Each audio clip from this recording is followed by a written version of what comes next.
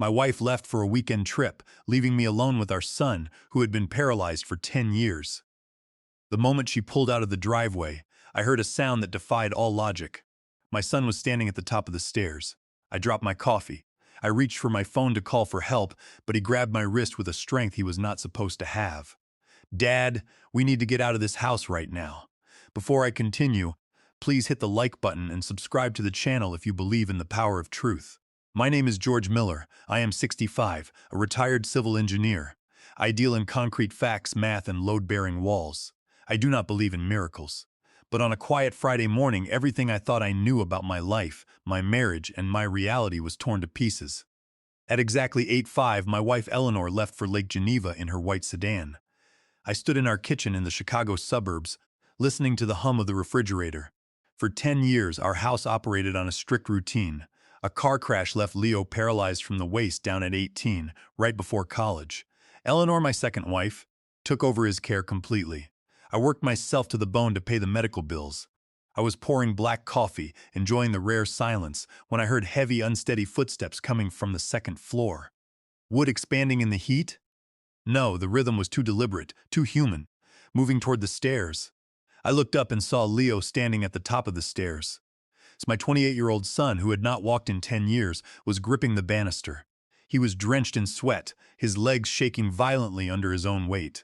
But he was upright, taking a step down, then another. My coffee mug shattered on the floor, splashing hot liquid across my shoes. I forgot how to breathe. The medical diagnoses we had cried over, the reality I had lived for a decade, vanished in 3 seconds. "Leo," I whispered. I rushed to the stairs, tears blurring my vision. My son was walking. I reached the bottom step and grabbed his waist to stabilize him. "Oh my God, Leo, how is this possible? I need to call an ambulance. I need to call your stepmother. She won't believe this." I fumbled for my cell phone, my hands shaking. Before I could dial, a hand clamped on my wrist. His grip was a desperate, steel vice. I looked into his eyes, expecting joy. Instead, I saw sheer terror. "Dad, stop," he gasped, his voice a harsh, raspy whisper. "Do not call anyone." "Leo, you are standing," I sobbed. "You are walking. The doctor said you would never walk again." "Dad, listen to me," he interrupted, his voice dropping into a frantic, urgent tone that chilled my blood. "You need to listen to me right now. She did not go to Lake Geneva." I froze. The phone slipped slightly in my sweaty palm. "What are you talking about?" "Eleanor did not go to Lake Geneva," Leo said, leaning heavily against me, his entire body heaving. "She is not on a spa trip. She is in downtown Chicago. Dad, we need to get out of this house right now. We have to leave before she realizes what I have done." I stared at him, my brain struggling to process this. My son was walking, and he was terrified of his stepmother. "Leo, you are not making sense," I pleaded. "Let us sit down. The exertion is messing with your head." "I am not in shock," he hissed. "She is setting you up, Dad. I heard her on the phone last night. She is meeting with her lawyers today, locking your bank accounts right now. On Monday, she is filing papers in court to have you declared mentally incompetent under an emergency conservatorship. She is taking absolutely everything." The silence in the house became deafening. "A psychiatric ward," I repeated, the words feeling alien and bitter. "Eleanor, your stepmother. Why would she do that? Why are you walking? What is happening to us?" "Dad, we do not have time for this," Leo begged, pulling on my shirt with desperate strength. "You have to believe me. She is going to lock you away forever, and if she does, I will never get out of this house alive. Please, get the keys to the truck."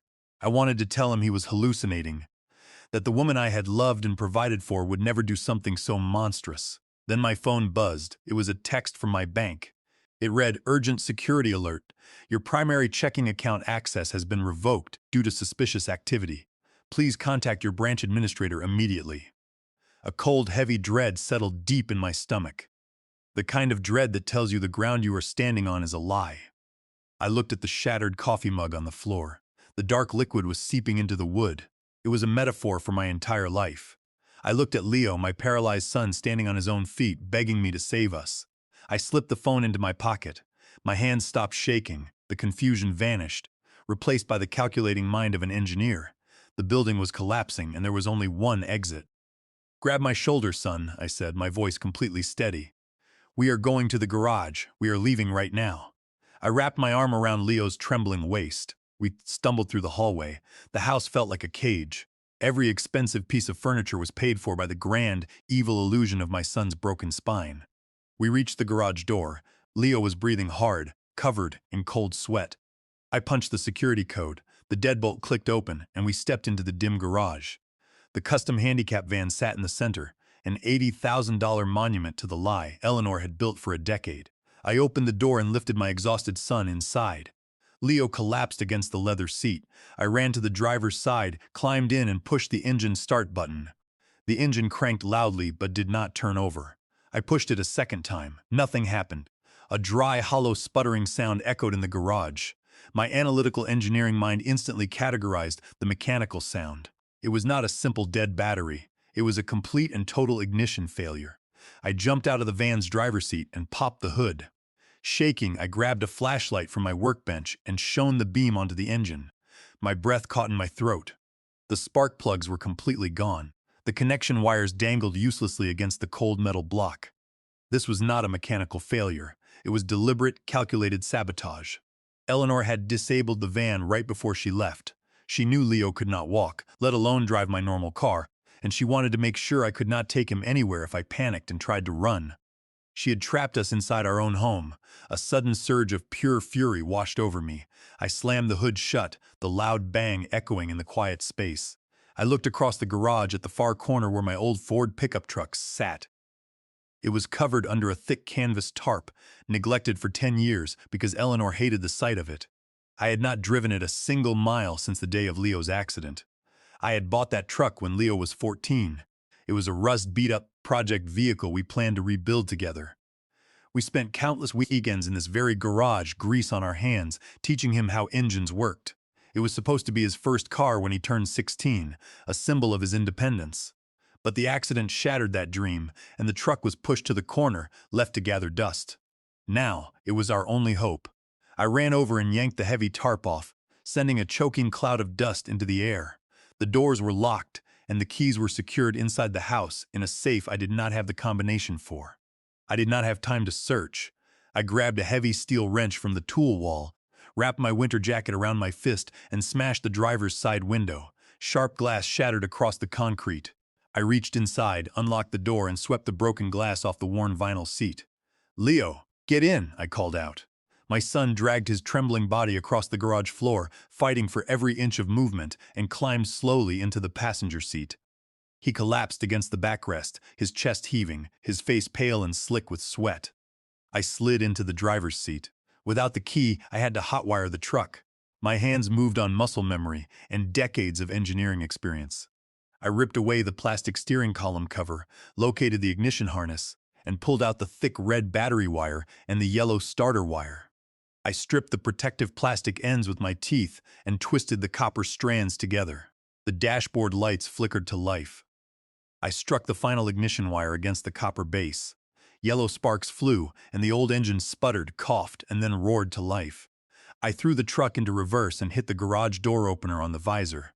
The heavy wooden door began to rise, but it was moving agonizingly slow. It was too slow for our escape. I slammed my boot down on the gas pedal and the truck shot backward. The metal roof scraped the bottom of the garage door with a screech. We hit the driveway with a squeal of tires. I slammed the gear shifter into drive. As I turned the steering wheel, my headlights swept across the quiet residential street. A massive, entirely black SUV was slowly creeping around our cul-de-sac. It had no license plates and its tinted windows were rolled up tight. It was not a neighbor, it was a hired watcher. Eleanor had paid someone to monitor us. I killed the headlights, plunging us into darkness, and floored the accelerator in the opposite direction. We sped recklessly through the manicured suburban streets, navigating purely by memory. We drove in heavy silence for 2 hours, steering the old truck toward the gritty outskirts of Chicago. The tension in the cab was thick, the rattling engine the only sound between us. I kept my eyes on the rearview mirror, watching for headlights, but the black SUV did not reappear. We had slipped through their net, but I knew they would not stop looking. I kept glancing at Leo in the passenger seat. It felt surreal. For 10 years I had only seen him in a wheelchair, looking up at me. Now, he was sitting beside me in the very cab we had rebuilt. His presence was a miracle, yet the terror in his eyes kept me grounded in our horrifying reality. I finally found a decaying, neon-lit motel on a desolate highway. I parked the truck behind the building, out of sight from the main road. I walked into the lobby, paid for a room in cash under a fake name, and took the key card. I walked back to the truck, opened the passenger door, and helped Leo stand. Leo was completely spent. His legs were shaking so violently they could barely support his weight, even with me holding him up.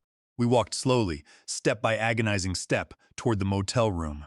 Every movement was a struggle, his face pale and slick with cold sweat. I got him inside, helped him sit on the edge of the sagging mattress, and firmly locked the heavy deadbolt behind us. The room was small and smelled of stale cigarette smoke and cheap disinfectant. The flickering red neon sign from the parking lot cast long, distorted shadows across the peeling wallpaper. Leo sat with his head in his hands, his shoulders heaving as he tried to catch his breath. I stood by the window, peeking through the plastic blinds at the empty parking lot. My mind was spinning. The engineer in me was desperately trying to calculate the variables, to find a logical explanation for what was happening. But there was none. My wife was trying to lock me in an asylum, and my paralyzed son was sitting on a motel bed, having just walked out of our house. I walked over and sat on the cheap plastic chair opposite him. I stared at him for a long moment, the silence between us heavy and suffocating. "How long," I whispered, my voice cracking, "how long have you been able to walk, Leo?" Leo took a deep, shuddering breath. He slowly lifted his head, his eyes red and filled with a mixture of anger and profound sadness. "5 years, Dad," he said, his voice barely louder than the hum of the broken air conditioner. 5 years. 5 years. The words hung in the air, striking my chest like a physical blow. Half a decade. My analytical mind, usually so quick to process numbers and equations, froze. I stared at Leo, my heart pounding a frantic rhythm. 5 years, Leo, I whispered, my voice sounding incredibly old and fragile in the quiet motel room. Why? Why did you stay in that chair? Why did you never tell me?" Leo let out a bitter, hollow laugh that lacked any real humor. He rubbed his face aggressively, trying to erase the memories. "I did try to tell you, Dad. At the beginning I tried, but you were never there. You were always at the firm, working 14-hour days, and Eleanor was always standing between us." He took a deep, shuddering breath and leaned back against the cheap motel headboard. "It started 5 years ago. I was lying in bed, staring at the ceiling, when I felt a burning sensation in my left foot. At first, it was just a faint tingle, like pins and needles. I thought I was hallucinating. But the next day I could wiggle my big toe. Just a fraction of an inch, but it moved." A tear slipped down Leo's pale cheek, catching the red glare of the neon sign outside. "I was so excited, Dad. I thought it was a miracle. I thought my spine was finally healing. When Eleanor came in to bring my breakfast, I told her immediately. I showed her. I wiggled my toe for her. I expected her to cry, to hug me, to call you right away." "What did she do?" I asked, my stomach twisting with a sickening dread. "She did not smile," Leo said, his voice trembling with a mixture of anger and sorrow. "She looked shocked, almost panicked. She quickly told me not to get my hopes up, that it was probably just phantom nerve spasms. But the moment she left my room, I heard her on the phone. Less than an hour later, Dr. Lawrence Pierce was at the house. He had never come on a Saturday before." Leo clutched his knees, his knuckles turning white. They closed the door and whispered in the hallway for what felt like hours. When they came back in, Dr. Pierce had a serious look on his face. He told me that my nerve spasms were a dangerous sign of muscle necrosis. He said that if we did not control them, my legs would begin to rot from the inside out. "That is chemically impossible," I muttered, my engineering brain recoiling at the sheer absurdity of the diagnosis. "It makes no scientific sense." "I was 23 then, Dad. I was desperate and I trusted them," Leo replied softly. Eleanor stood over me and handed me a small paper cup with 2 heavy blue capsules. She called them my special vitamins. She said Dr. Pierce had formulated them specifically to protect my muscles. She watched me swallow them. She made me open my mouth to prove they were gone. He paused, a shiver running through his body. Within 20 minutes, the nightmare began. A heavy, crushing fog took over my brain. I could not think. I could not string a logical sentence together. I felt like I was floating underwater. But the worst part was my legs. Any strength I had managed to build up vanished. My muscles turned to absolute jelly. I woke up the next morning entirely paralyzed all over again. I closed my eyes, a wave of guilt washing over me. I remembered coming home late, finding Leo staring blankly at the wall, drool pooling at his mouth. Eleanor would gently wipe his face, looking up at me with tear-filled eyes, whispering about the progression of his trauma. She told me I needed to work more, to fund Dr. Pierce's treatments. And I believed her. I sold my firm's shares, liquidated our retirement accounts, and handed millions to a monster, thinking I was saving my son. How did you realize what they were doing? I asked, opening my eyes. It took me a year to connect the dots, Leo said. I noticed that on the rare days Eleanor forgot the pills, the fog in my brain would lift. I would feel a spark of energy in my toes. But every time I showed any progress, the dose would increase. I realized the vitamins were not curing me. They were sedating me. They were keeping me in that chair. Leo looked at me, his eyes searching mine. I stopped taking them. 4 years ago, I started hiding the capsules under my tongue. Eleanor would watch me swallow, but the moment she turned her back to fetch a glass of water, I would slip them out and tuck them into the lining of my mattress. At night, when the house was completely dark, I would spit them into a plastic bag I kept hidden in my wheelchair. And you started training in secret? Yes, Leo nodded. Every night when you and Eleanor were asleep, I would drag myself out of bed and onto the floor. I did leg lifts, stretches, anything to rebuild the atrophied muscle. When Eleanor left the house for her shopping trips or salon appointments, I would practice standing. I used the heavy oak desk in my room to pull myself up. I fell hundreds of times, Dad. I bruised my knees, my elbows, my chest, but I kept going. I had to. Why did you never tell me, Leo? I sobbed, the weight of my own failure crushing me. I am your father. I would have protected you. Leo's eyes filled with tears. I did not know if I could trust you, Dad. Eleanor said you were the one paying Dr. Pierce. She said you wanted me quiet because my medical bills were ruining your retirement. Every time you came into my room, you looked so tired, barely looking at me. You just asked Eleanor about the invoices. I thought you were in on it. I thought you wanted me in that chair. The confession broke my heart into a million irreparable pieces. My obsession with being the provider, my blind trust in my wife, and my emotional distance had made my own son believe I was his captor. I stood up, walked over to the bed, and pulled Leo into a tight embrace. He felt thin and exhausted, but his grip on my shoulders was strong. I am so sorry, son, I wept. I am so incredibly sorry. I did not know. I swear to you, I did not know. I know, Dad, Leo whispered, his voice cracking. I know now. When I heard Eleanor on the phone last night, planning to lock you away, I knew I had to act. I knew we were both in danger. We held each other in the dim motel room, the red neon light casting long shadows across our locked sanctuary. The truth was out, but the battle had just begun. I sat on the edge of the cheap motel bed, my mind reeling. The hum of the air conditioner was the only sound in the room, but in my head a storm was raging. The pieces of my life. The past 10 years of absolute routine, of medical bills, of silent grief, were shifting, reassembling into a picture that was monstrous. The accident, I whispered, looking at Leo. The car crash 10 years ago. It was the night before you were supposed to leave for Stanford. Eleanor was driving you to the store to get some last-minute packing boxes. She said the brakes failed on the highway ramp. Leo's face hardened. The raw pain in his eyes was replaced by a cold, sharp anger. It was not an accident, Dad. I froze. Leo, what are you saying? The police investigated. They said the brake line had a slow leak. The fluid was completely drained. Yes, the fluid was gone because she drained it, Leo said, his voice flat, stripped of all emotion. Or rather, she had someone do it. I did not realize it then. I was 18, excited about college, trusting my new stepmother. But I remember that night vividly.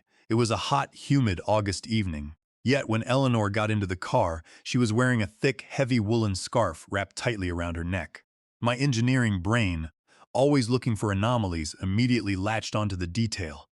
A woolen scarf in August? She claimed she had a stiff neck and a chill from the house air conditioning, Leo explained. I did not question it, but during the drive she kept adjusting it. When we hit the highway ramp, she did not pump the brakes. She did not throw the transmission into neutral. She just steered the car directly toward the concrete barrier at the curve. Right before the impact, she braced herself. I saw what was under the scarf, Dad. It was a professional neck support collar, the kind race car drivers wear to prevent whiplash. She was wearing it under the wool. A wave of icy horror washed over me. I stood up, unable to remain seated. My hands clutched the back of the plastic chair. No, that is, she could have died. It is too risky. She knew the speed, she knew the angle, Leo said. She walked away with minor bruises and a mild concussion. I was the one who flew forward. My seatbelt locked, but the impact shattered my lower vertebrae. I was in a coma for 3 days. When I woke up, Dr. Pierce was already there. He was the consultant Eleanor brought in, bypassing the hospital's chief of staff. I closed my eyes, the memory of that hospital hallway hitting me like a physical blow. I remembered sitting on the plastic chairs, my head in my hands, weeping. Eleanor had emerged from the consulting room, her eyes red, her face a mask of tragic composure. She had collapsed into my arms, whispering, "The damage is permanent, George. Our boy will never walk again. I will take care of him. I will quit my charity boards. You just focus on the firm. We need the money now." And I had done exactly that.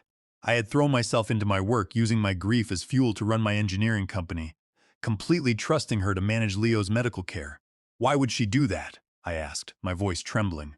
"Why would she want to paralyze you? What did she have to gain? She was already my wife. She had access to my income." "It was not about your income, Dad. It was about Uncle Thomas," Leo said quietly. "Thomas? Do you remember when Thomas passed away 7 years ago? But even before that, when he was first diagnosed with cancer 10 years ago, right before my crash, he visited the house. He told Eleanor and me that he was setting up a massive trust fund. He wanted to ensure that no matter what happened, my Stanford education and my future were secure. He was seeding it with $8 million. I nodded slowly, the legal framework clicking into place in my mind. Yes, the Thomas Miller Irrevocable Trust. Thomas set it up so that the funds could only be dispersed for my education or, in the event of a medical emergency, for my lifelong care and rehabilitation. I was the primary trustee, but because I was managing the firm's merger, I signed the custodial administration rights over to Eleanor. She had full authority to authorize payouts for medical expenses. "Exactly," Leo said, his voice dripping with bitterness. "If I went to Stanford, got my degree, and became independent, the trust would have eventually dissolved, and the remaining funds would have come to me when I turned 25. Eleanor would have never touched a penny of it. But if I was permanently disabled, requiring round-the-clock private medical care and experimental therapies, the trust would remain active indefinitely. She had a blank check for $8 million, as long as I stayed in that wheelchair. The sheer, cold-blooded calculation of it left me speechless. She had planned the crash. She had worn a protective brace under a winter scarf in the middle of summer. She had sacrificed my son's legs, his youth, and his future, all to turn a loving uncle's medical trust into her personal piggy bank. "And Dr. Pierce was her partner," I said, my jaw clenching so hard my teeth ached. "Yes, Dr. Pierce was the key," Leo said. "He was the one who certified the necessity of the experimental treatments. He was the one who wrote the monthly invoices for $25,000, which Eleanor gladly paid out of the trust. They split the money, Dad. They have been doing it for 10 years. I looked at my son, the boy who should have been a Stanford graduate, a young man with his whole life ahead of him. Instead, he had spent his 20s trapped in a bedroom, poisoned by his stepmother and a disgraced doctor. "They took everything from you, Leo," I whispered, my heart breaking. "Your youth, your legs, your dreams." "They took them, yes," Leo said, his eyes flashing with a sudden, fierce determination. "But I am still alive, and I can walk. We are going to get it back, Dad. All of it. And we are going to make them pay." The engineer in me, the man who analyzed stress fractures and structural collapses, felt a shift. The sorrow and guilt did not vanish, but they were now encased in a hard, unyielding shell of cold anger. The foundation of my life had been a lie, but a collapsed building can be cleared, and a new structure can be built on the truth. "Yes, we are," I said, my voice dropping into a low, firm register. "We are going to dismantle them piece by piece." I stood up and paced the small, dimly lit motel room, the rattling of my old Ford truck's engine still ringing in my ears. The realization of Eleanor's betrayal was a heavy weight, but as a structural engineer, my mind was trained to search for the stress fractures that led to a collapse. Now, with the benefit of hindsight, I began to look back at the past 10 years. The anomalies, the odd events that I had brushed aside at the time, suddenly aligned into a terrifying sequence of deliberate, systemic isolation. "She kept everyone away from you," I said, stopping to look at Leo. "From the very beginning. I remember the first year after the crash. I had hired 3 top-tier rehabilitation nurses from Chicago's best medical agencies. I wanted a full team in the house to give you the best chance of recovery." Leo nodded, his expression grim. "They were good people, Dad. Nurse Sarah, Nurse David, they actually cared. Nurse Sarah was a warm, middle-aged woman who brought me books from the library and encouraged me to look at the garden. She kept saying there was no physical blockage in my spine, that my nerves just needed active stimulation. And Eleanor fired them," I recalled, the memory of her arguments returning with painful clarity. "One by one, she came to me in tears, claiming Sarah had stolen her diamond earrings from the master bedroom. Then she accused David of being rough with you, of causing you physical pain during the exercises. She said the third nurse was negligent, leaving you alone for hours. She looked so convincing, so devastated by their supposed failures. I believed her. I did not want anyone in our home who would harm or rob us. It was all a lie, Leo said. Sarah never stole anything. Eleanor hid the earrings herself, and David was incredibly gentle. He was the one who first got me to stand with support. The moment Eleanor saw that, she fired him the next day. She did not want anyone measuring my progress. She needed me completely dependent on her. Within less than a year, Eleanor had successfully cleared the house of any independent medical professionals. She had constructed a wall of secrecy around Leo, and then she brought in Dr. Lawrence Pierce. He arrived in a pristine suit, smelling of expensive cologne, with an arrogant but professional demeanor that immediately put me at ease. Being an engineer who appreciated credentials and expertise, I was impressed by his smooth talk of experimental neuroregeneration and specialized microdosing of cellular vitamins. I thought we were getting the best care money could buy. But the isolation was not just focused on Leo. Eleanor had systematically isolated me as well. I closed my eyes, remembering the conversations we had in our kitchen. Whenever I tried to read Leo's medical charts or suggested sitting in on his sessions with Dr. Pierce, Eleanor would place her soft hand on my arm. She would look at me with that gentle, patronizing concern she had perfected. "You are getting older, George," she would whisper, her voice dripping with artificial sweetness. "Your blood pressure is already far too high from managing the firm's mergers. You work so hard to provide for us. Let me handle the medical stress. It is the least I can do. Leave the heavy lifting entirely to me." She weaponized my love for my family, my exhaustion, and my age to blindfold me. I was the financial engine that funded their criminal enterprise, and she made sure I was too tired, too busy, and too guilty to look under the hood. "I tried to talk to you, Dad," Leo said quietly, breaking the silence. "But whenever you came into my room after work, Eleanor was always there. She would hover over my bed like a hawk. If I tried to say I felt a tingle in my legs, she would immediately interrupt and tell you it was just phantom spasms. She would usher you out of the room, saying I was exhausted and needed to rest." The guilt was a physical ache in my chest. I looked at the flickering red neon sign from the parking lot, casting long, distorted shadows across the peeling wallpaper, emphasizing our desperate situation. "I should have pushed past her," I sobbed, putting my head in my hands. "I should have demanded to see the charts myself. I was a structural analyst, Leo. I analyzed failures for a living. How could I have been so blind to the collapse of my own family?" "Because you loved her, Dad," Leo said softly, "and because she played the part of the saint perfectly. Everyone in our neighborhood thought she was a martyr. They always talked about how lucky I was to have such a devoted stepmother." It was a masterclass in psychological manipulation. Eleanor had built a pristine public facade of devotion while secretly draining my life savings and poisoning my only son. I looked up at Leo. The trembling in his legs had finally stopped, but he looked incredibly pale. The physical strain of standing and walking after years of chemical suppression was catching up to him. He needed rest, but we also needed a plan. "We need to move quickly," I said, my analytical mind taking over. "If Eleanor is in Chicago, she will realize we are gone by tomorrow morning when Dr. Pierce comes for his weekly visit. We have a head start, but not a large one." "What do we do, Dad?" Leo asked, his eyes trusting me again. "First, we need to secure our finances," I said, my voice steady. "She thinks she has locked me out of our joint accounts, but she does not know about the corporate trust I established after I sold the firm. Those funds are independent. I can access them." I reached for my satchel and pulled out my laptop. The screen flared to life, casting a cold blue glow over the motel desk. It was time to start digging. Eleanor thought she had completely cornered me by revoking my access to our primary checking and savings accounts. She believed that cutting off my cash flow would leave me paralyzed with fear, confused, and entirely compliant to her demands. But she had gravely underestimated the meticulous nature of my financial planning. During the peak years of my engineering firm, I had established a secure corporate trust that she knew absolutely nothing about, fortified with separate authentication protocols. My stiff fingers flew across the laptop keyboard, typing in the complex passphrases and long security keys I had memorized. Within 3 intense minutes, I bypassed her digital blockade. I now had full, unrestricted access to the master ledger of our shared credit lines and historical banking data. I immediately pulled up the real-time transaction history for the Premium Platinum credit card. Eleanor always kept in her designer purse. She had told me she was driving to Lake Geneva for a relaxing spa weekend with her friends. I expected to see routine charges in Wisconsin. Instead, the digital ledger painted a vastly different, deeply disturbing picture. Her credit card had not been swiped anywhere near Wisconsin today. Exactly 30 minutes after she kissed my cheek and driven away from our suburban home, a massive pending charge had been authorized at a five-star luxury hotel located in the heart of downtown Chicago.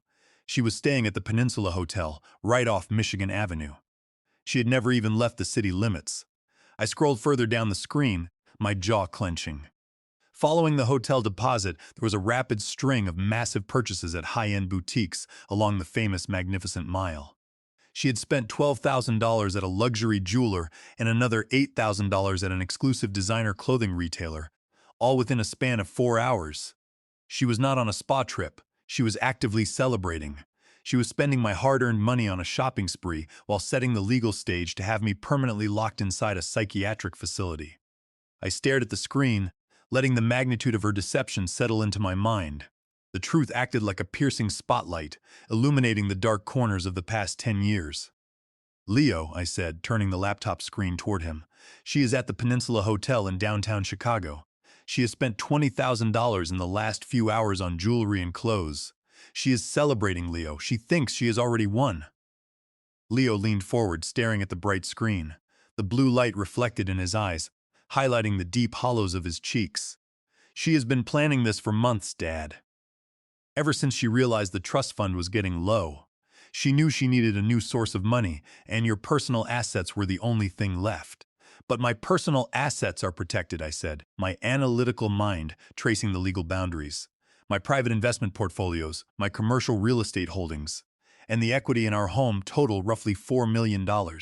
As long as I am legally competent, she cannot touch a single penny without my signature. My estate is protected by strict legal safeguards, which is why she needs you declared incompetent," Leo explained, his voice dropping. "On Monday morning, she is going to present a forged medical evaluation to a judge. She will claim you are suffering from severe dementia, that you are a danger to yourself, and that you need to be placed under an emergency conservatorship. Once she has appointed your guardian, she will have absolute control over your signature. She can liquidate your entire $4 million in a week." A cold sweat broke out on my neck. The legal trap was simple, elegant, and absolutely devastating. In the state of Illinois, an emergency petition for temporary guardianship can be granted without the respondent's presence if a doctor certifies that immediate harm would occur otherwise. Eleanor had the disgraced Dr. Pierce to write whatever medical evaluation she needed. And once she has the conservatorship, I whispered, the full horror of the plan crystallizing in my mind. "She will lock me in a private facility and keep me drugged just like she kept you paralyzed. No one will ever listen to me. I will be just another old man shouting about a conspiracy." "Yes," Leo said, his hand gripping my shoulder. "That is exactly what she planned. She told Dr. Pierce on the phone that she was tired of waiting, that she wanted to wrap this up before the end of the month." I looked at the shattered mug on the floor, the dark stain on the rug. The building was indeed collapsing, but the engineer in me was already calculating the counterforces. Eleanor had the lawyers, she had the forged documents, and she had the luxury hotel suite, but she did not have the one thing that could destroy her entire structure. She did not have the evidence of her own crime. "We need the poison, Leo," I said, my voice cold and steady. "We need the actual pills she has been giving you. If we can prove she has been chemically sedating you, her medical evaluation of me becomes worthless, and her entire legal case will disintegrate." "They are in the house," Leo said. "Eleanor keeps them in her office safe, but she locked the office door and the safe is a heavy steel wall unit. I do not know the combination." "I do," I said. "Or rather, I know how to find it. I designed that office, and I know exactly where the safe is mounted. I am going back, Leo." "No, Dad, it is too dangerous," Leo protested, his eyes wide with fear. "She has watchers. That black SUV, they will be waiting for you. They are watching the motel. Or they are patrolling the neighborhood," I said. "But they will not expect me to walk right back into the house at 2 in the morning. I know the security grid. I can bypass it. I have to get those pills, Leo. Without them, we are just two fugitives running from a legal order." Leo looked at me for a long moment, seeing the determination in my face. He knew I was right. Without the physical proof of the poisoning, we had no leverage. Okay, Leo said, his voice shaking slightly. But you have to be careful. If they catch you in that house, Eleanor will use it as proof of your mental breakdown. She will say you broke in and attacked her property. I will be a ghost, I promised. I am going to get the keys to the truck, and I will be back before dawn. You stay here, lock the door, and do not answer for anyone unless they use the code we agreed on. I closed my laptop, packed it into my satchel, and checked the deadbolt. The night was freezing, and the wind was howling across the desolate highway. I stepped out of the motel room, leaving my son in the shadows, and walked toward the old Ford truck. It was time to enter the tiger's den. Before I closed the laptop to head out into the freezing night, my engineering training kicked in. A good forensic analysis does not stop at the first fracture. You have to trace the stress load all the way back to the foundation. Eleanor was spending recklessly at the Peninsula Hotel, but where was the underlying capital coming from? Our joint checking accounts were locked, and my personal wealth was protected. I looked at Leo, who was sitting on the cheap mattress, rubbing his stiff calves. Leo, if you stopped taking those pills 4 years ago, why is she executing this conservatorship plan right now? What changed? The money, Dad, Leo said quietly. Uncle Thomas's trust fund. I think it is empty. A few weeks ago, I overheard her arguing with Dr. Pierce in the hallway. He was demanding more money, and she said she could not authorize any more transfers without raising red flags. A heavy knot tightened in my stomach. I opened my wealth management portal and accessed the administrative archives of the Thomas Miller Irrevocable Trust. My late brother Umas, a self-made real estate investor who had no children of his own, had viewed Leo as his successor. When Thomas was diagnosed with aggressive pancreatic cancer 10 years ago, he established this trust with exactly $8 million, explicitly legally designated to cover Leo's lifelong care and future. Because I had been consumed by my work, I had signed over the primary administrative rights to Eleanor, trusting my wife implicitly. I logged in using my master trustee credentials. My hands hovered over the keyboard. I pressed enter. The transaction history loaded, and a wave of nausea washed over me. It was a financial massacre. Over the past 10 years, hundreds of thousands of dollars had been systematically bled out of the trust, month after month. The wire transfers were all authorized by Eleanor and paid directly to various obscure shell companies. The expense descriptions were a catalog of fiction, advanced experimental neurological stimulation therapy, cellular regeneration protocols, and custom mobility equipment procurement. Every single dollar my brother had left to secure his nephew's future had been used to fund the very crime being committed against him. They were literally billing the trust fund to poison the beneficiary. I scrolled to the bottom to check the current balance. The red numbers confirmed my worst fear. There was exactly $30,214 left. Out of $8 million, practically nothing remained. It is gone, I whispered, my voice flat. The entire $8 million. She drained it all, Leo. Leo did not look surprised. His face was just a mask of dull, aching exhaustion. I knew it. She has been buying luxury cars, jewelry, and funding Dr. Pierce's private investments. He does not even have a valid medical license, Dad. How could he afford his clinic? That is the other thing, I said, my fingers flying over the keyboard to run a public records search on Dr. Lawrence Pierce. I traced his credentials through the state medical board database. The initial profile looked clean, but when I cross-referenced his past addresses and federal registries, the facade crumbled. 8 years ago, Pierce had his medical license suspended in the state of Florida for severe malpractice involving the gross overprescription of heavy sedatives to vulnerable patients. He had narrowly avoided prison by surrendering his license and moving to Illinois. Eleanor had not found a miracle worker. She had sought out a disgraced, desperate man with a history of medical abuse. I dug deeper into the shell companies that received the trust fund wire transfers. The primary recipient was an entity called Pearson E. Real Estate LLC. A quick search of the Cook County Property Registry revealed that this company currently owned 3 luxury penthouses in downtown Chicago, with a combined market value of over $6 million. Dr. Pierce was not just a corrupt doctor receiving a salary. He and Eleanor were business partners in a massive real estate portfolio, built entirely on my son's poisoned body. Suddenly, the timeline of Eleanor's legal trap made perfect sense. The trust fund was dry. The golden goose was dead. But their lavish lifestyle, the luxury hotel suites, the designer shopping sprees, and the maintenance of their real estate empire required massive, continuous funding. They were out of cash, and I was the next target. My remaining personal assets, my investments, commercial properties, and the equity in our home totaled $4 million. As long as I was legally competent, she could not touch them. But if she could have me declared mentally incompetent on Monday morning and establish a conservatorship, she would gain full legal control over my estate. She could liquidate my $4 million to keep their real estate empire afloat and pay off Dr. Pierce. She is desperate, Leo, I said, closing the laptop and packing it into my leather satchel. The trust fund is empty, and they need my money to keep their empire from collapsing. That is why she is moving so fast. She has to lock me away before the banks or the courts realize the trust is gone. It is a house of cards, Leo said, his eyes narrowing, and we are going to knock it down. Yes, we are, I said, standing up and pulling my winter jacket tight. I looked back at Leo, who sat under the dim, flickering motel light. He looked small, but the determination in his posture was clear. For 10 years I had failed to protect him, letting myself be blinded by my work and my trust in a monster. But that failure ended tonight. I was reclaiming my role as a father. Keep the door locked. I will be back in 2 hours. I slipped the burner phone into my pocket, grabbed my truck keys, and stepped out into the freezing night. The wind howled through the motel courtyard, but I did not feel the cold. My mind was focused on the architectural layout of my suburban home, planning my entry like an engineer preparing for a demolition. I was going to get those pills, and I was going to destroy their house of cards.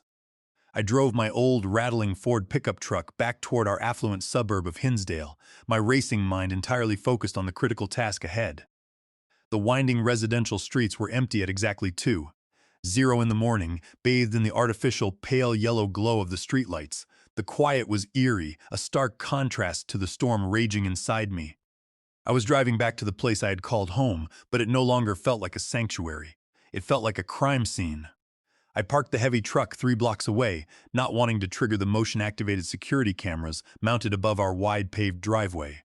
I slipped out of the cab, gently clicking the door shut. The air was freezing, and my breath came in short white puffs.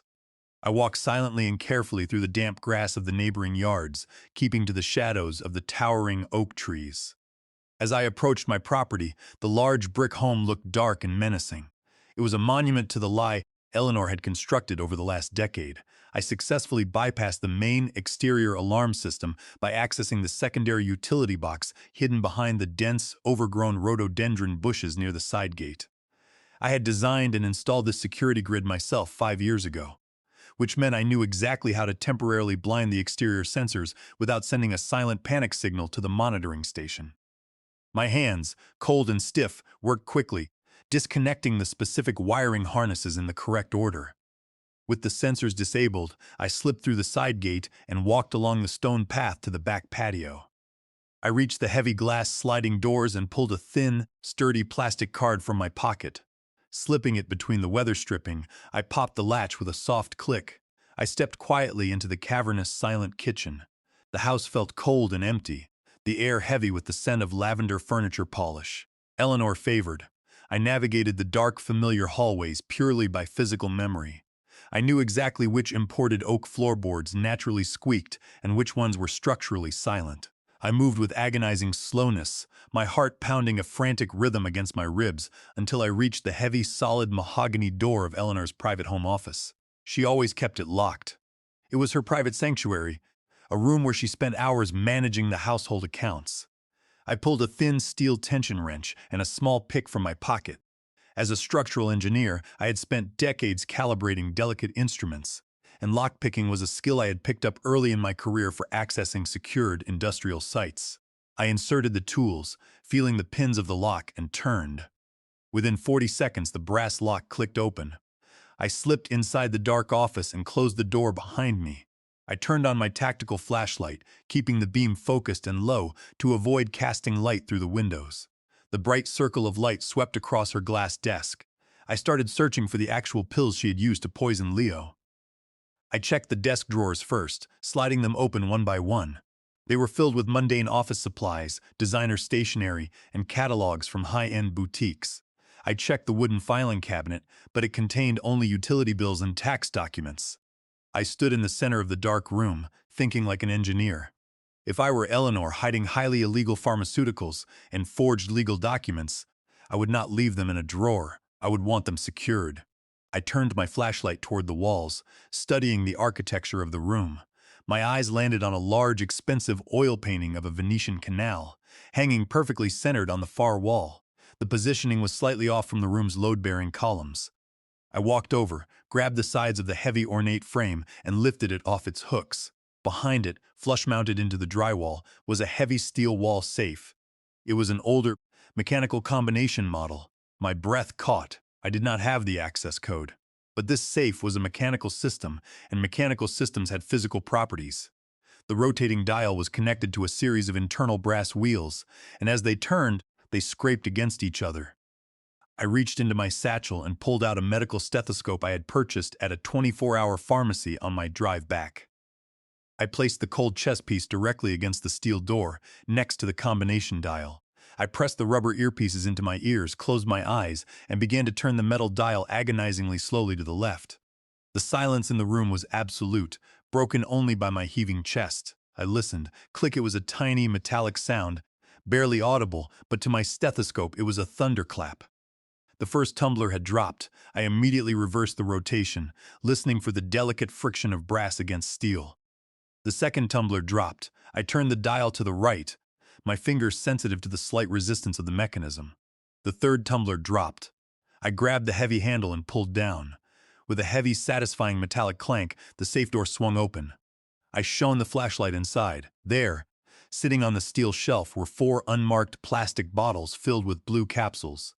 Next to them lay a thick manila folder labeled Medical Evaluation, George Miller. I reached in and grabbed the bottles, shoving them into my jacket pocket. I pulled out the folder and flipped it open. The document inside was a forged psychiatric report, signed by Dr. Lawrence Pierce, declaring me to be suffering from advanced aggressive dementia. It was the key Eleanor needed to lock me away forever. Suddenly, the front door of the house clicked open. A heavy door slammed, and heavy footsteps began to move quickly across the hardwood floor of the main foyer. My heart hammered against my rib cage. The footsteps were moving straight toward the office. They were heavy, urgent, and male. I had mere seconds to react. I bolted across the soft Persian carpet, throwing my heavy body into the narrow darkness of the walk-in storage closet just as the brass handle of the main office door began to turn. I pulled the louvered door shut, leaving a microscopic crack to peer out. I pressed my back flat against the wall, holding my breath. The closet smelled of dust, old winter coats, and stored leather suitcases. The wooden slats of the door cast narrow, horizontal shadows across my chest, feeling exactly like prison bars. The heavy office door swung open with a forceful, aggressive push. The overhead lights flared to life, and through the wooden slats, I recognized the intruder. It was not Eleanor. It was Dr. Lawrence Pierce. He looked nothing like the polished, calm medical professional who usually glided into our home. His expensive tailored suit was wrinkled and stained. His silk tie was pulled loose around his neck, and a thick sheen of sweat coated his forehead. He was breathing heavily, his dark eyes darting frantically and desperately around the room. He marched directly toward the glass desk, completely ignoring the open wall safe in his panic. He began tearing through the neat stacks of paperwork, violently tossing ledgers and files onto the floor. He was searching for the exact folder I held tightly against my chest.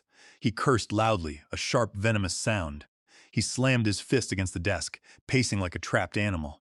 After a moment of fruitless searching, he pulled out his mobile phone, tapped the screen, and hit the speakerphone button. The ringing filled the tense air of the office. Eleanor answered on the second ring. Her familiar voice was sharp and annoyed, completely lacking her usual melodic charm. "Lawrence, what is taking you so long?" she demanded. "Did you get the psychiatric report and the remaining vials from the safe?" "They are gone, Eleanor," Pierce hissed, his face contorted in anxiety. "The office door was picked, the safe is wide open, and both the files and the medication are missing. George was here." "What?" Eleanor's voice went cold. "How is that possible? I revoked his bank access this morning. He should be panicking, not breaking into my office. Where is he?" "I do not know," Pierce shouted, running a hand through his disheveled hair. "The watchers in the neighborhood said he escaped in his old Ford pickup truck, and he took Leo with him." "Eleanor!" Leo was not in his wheelchair. He walked down the driveway and climbed into the passenger seat himself. There was a long, suffocating silence on the other end of the line. The only sound was the static of the connection. "Leo walked?" Eleanor whispered, her voice trembling slightly. He has been faking it?" For how long? It does not matter how long, Pierce snapped. If George has the pills in the psychiatric folder, he has the evidence. If he takes those blue capsules to a laboratory or the authorities, we are finished. Do you understand? We will go to federal prison for medical malpractice, chemical assault, and trust fund embezzlement. They will freeze our real estate holdings by Monday afternoon. Calm down, Lawrence, Eleanor said, her voice dropping into a hard, calculating register. George is an engineer, not a detective. He does not know how the system works. He will probably try to go to the police, but who will they believe? A highly respected doctor and a devoted wife, or an old, hysterical man who has just been officially diagnosed with aggressive dementia by a certified medical specialist? But he has the pills, Pierce argued. If they run a chemical analysis, the diagnosis will not matter. They will find the compound. Then we must make sure he never gets the chance to present them, Eleanor said, her tone icy and determined. I am still in Chicago. I will contact our legal team right now. We will file an emergency petition first thing Monday morning in the Cook County Probate Court to expedite the temporary guardianship. Once I have the legal authority, I can have George committed to a private psychiatric ward immediately, even without a full hearing. Once he is inside, we will retrieve the evidence, and no one will ever care about his stories. And what about now? Pierce asked, pacing the floor. He is out there with the boy. Mobilize the watchers, Eleanor ordered. Tell them to search the local motels, the highway exits, and George's old colleagues. He has a friend in the industrial district, that retired chemist, Henry Collins. Check there. If you find him, do whatever is necessary to get those bottles back. Do not let him reach a lab. I felt a cold shock hit my spine. Henry Collins. They already knew about him. Henry's laboratory was the very place I had planned to go. If I went there now, I would be walking straight into a trap. I am on it, Pierce said. He grabbed his phone, ended the call, and rushed out of the office, slamming the door behind him. The overhead lights flickered and died as he shut them off, plunging the room back into darkness. I stood in the closet, my heart hammering a frantic rhythm. The sheer scale of their cold-blooded calculation was terrifying. Eleanor was not just trying to steal my money. She was planning to use the legal system to strip me of my sanity, lock me away, and destroy the evidence of her decade-long crime against my son. I pushed the louvered door open and stepped back into the dark office. My hands were steady, but my mind was cold, calculating the variables. The stakes were clear. I had the pills, but Eleanor had the watchers and the legal clock ticking toward Monday morning. I looked at the folder in my hand. Medical evaluation. George Miller. They were going to use this paper to erase my life. I stuffed it into my satchel, slipped the 4 unmarked bottles into my inner jacket pocket, and walked quietly toward the kitchen. I had to get back to Leo, and we had to find a way to analyze these pills before the watchers closed in on us. I slipped quietly out of the patio doors and back into the freezing night, moving through the shadows of the neighboring lawns. My heart was still hammering, but my analytical mind was focused on the immediate route. I kept to the tree line, avoiding the streetlights until I reached my old Ford pickup truck. I got into the cab, started the hot-wired engine, and drove away without turning on the headlights until I was 3 blocks away. I arrived back at the motel within 45 minutes, parking the truck in the dark corner behind the building.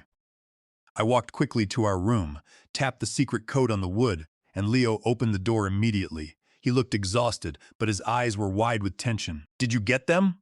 he gasped. I pulled the 4 unmarked plastic bottles and the manila folder from my jacket and set them on the table. "I got them. But we have a massive problem, Leo." Dr. Pierce arrived while I was in the office. I had to hide in the closet.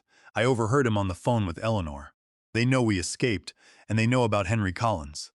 Eleanor ordered him to watch Henry's laboratory. Leo's face went pale. They know about Henry, but he is the only one who can analyze the compound. If they are watching his lab, we cannot go there. It is a trap. "We have to go," I said, my voice firm. "Without a certified chemical analysis of these pills, we have nothing. We cannot go to the police, and we cannot stop the conservatorship hearing on Monday. We have to warn Henry, and we have to get the test done tonight. We just have to be smarter than their watchers."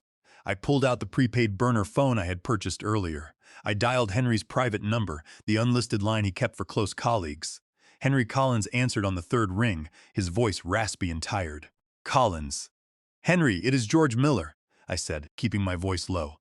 "Listen to me very carefully. I am in deep trouble and I need your help. But you might be in danger too." "George?" Henry sounded startled. What is going on? Why are you calling at this hour? My wife and a corrupt doctor have been poisoning Leo for 10 years to drain his trust fund, I explained quickly. They are trying to declare me incompetent to take the rest of my assets. I have retrieved the pills they used, and I need a chemical analysis. But they know you are my friend, Henry. They have hired private watchers, and they are sending them to your laboratory right now to stop me. A long silence stretched over the line.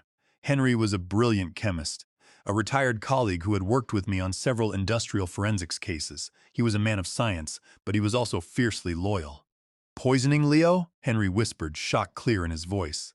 That is monstrous, George. If what you say is true, you need to get those pills tested immediately. My lab is in an industrial park off Interstate 55. If they are sending watchers, the front entrance will be watched. But they do not know about the shipping docks in the back. There is a narrow alley between the railway line and my warehouse. It is blocked by cargo containers. Can I get the truck through? I asked. Yes, but you will have to drive in the dark, Henry said. I will turn off all the exterior dock lights. I will be waiting at the cargo entrance. When you see the red light of my flashlight flash twice, pull up and I will let you in. Drive safely, George. Thank you, Henry, I said, and ended the call. I turned to Leo. We are leaving. We need to navigate the back roads. No highways, no main intersections. We will take the industrial routes along the canal. It will take longer, but we will avoid their patrols. Leo stood up, his legs shaking slightly, but his posture was determined. He did not complain about the physical strain. He knew our survival depended on this night. I helped him out of the room, locked the door, and we climbed into the Ford truck. I navigated the dark suburban streets of Hinsdale, steering the old truck onto the industrial corridors along the Chicago Sanitary and Ship Canal. The dark water reflected the neon signs of distant oil refineries and metal recycling plants. The rusted iron bridges towered above us like black skeletons. I kept my speed within the legal limit, not wanting to attract the attention of local police. We drove in heavy silence, the rattling engine the only sound. Leo stared out the window, his eyes scanning the shadows for any sign of the black SUV. After an hour of winding through the industrial outskirts of Chicago, we reached the decaying warehouse district. The towering steel structures and concrete loading docks looked like sleeping monsters in the dark. I turned off my headlights, navigating the narrow gravel alley along the railway line purely by memory and the pale moonlight. The truck bounced over the uneven gravel, the metal frame creaking. I steered between two massive rusted shipping containers, squeezing the Ford through the tight space. Up ahead, the dark silhouette of Henry's warehouse appeared. Suddenly, a tiny red light flashed twice in the darkness near the loading dock. I pulled the truck up to the steel door. The door slid open immediately, and Henry Collins stood in the opening, holding a flashlight. "Quickly," he whispered. I jumped out, ran around to the passenger side, and helped Leo slide out of the cab. He was shaking, his muscles spent from the long drive. Henry grabbed his other arm, and together we guided Leo through the steel doorway and into the warm, bright interior of the laboratory. The lab was a private forensic facility, smelling of isopropyl alcohol, ozone, and chemical reagents. Shelves of glassware, fume hoods, and advanced gas chromatography mass spectrometry machines lined the walls, their cooling fans humming in the quiet night. Henry slammed the heavy door shut, throwing the thick steel deadbolts into place with a sharp, echoing snap. We had made it inside, but the clock was still ticking. Henry Collins guided Leo to a high lab stool, helping him sit. Leo collapsed to the seat, his forehead resting against the cool slate surface of the lab bench. Henry quickly brought him a bottle of water, then turned to me, his face filled with worry and determination. "Show me the capsules, George," Henry said, walking over to a stainless steel workbench. I pulled the 4 unmarked, transparent plastic bottles from my jacket and set them under the bright overhead lights. Henry picked one up, unscrewed the cap, and tipped 2 of the heavy blue capsules onto a clean watch glass. He turned them over with a pair of stainless steel tweezers, studying their size, shape, and lack of manufacturer markings. "They are custom compounded," Henry muttered, his eyes narrowing behind his thick glasses. "No serial numbers, no trademarks. This was not filled at a commercial pharmacy. A specialized laboratory formulated these." "Can you test them right now?" I asked, my voice tight. "We need to know exactly what is inside. We need a certified report." "Yes," Henry said, walking over to a large metallic instrument in the corner of the room. It was a gas chromatography mass spectrometry machine. a high-precision GCMS unit he used for identifying unknown chemical residues in industrial forensics. I need to prepare the sample. It will take about 30 minutes to run the molecular analysis. Henry moved with practiced efficiency, a stark contrast to my own frantic energy. He took a mortar and pestle, crushed one of the blue capsules into a fine powder, and dissolved it in a small vial of high-purity methanol. He used a microsyringe to inject a tiny portion of the clear solution into the GCMS machine's intake port. He tapped several commands on the connected computer terminal, and the machine began to hum, its internal ovens heating up to separate the compound's molecules. While we waited, the atmosphere in the laboratory was thick with tension. The quiet hum of the cooling fans and the rhythmic clicking of the machine were the only sounds.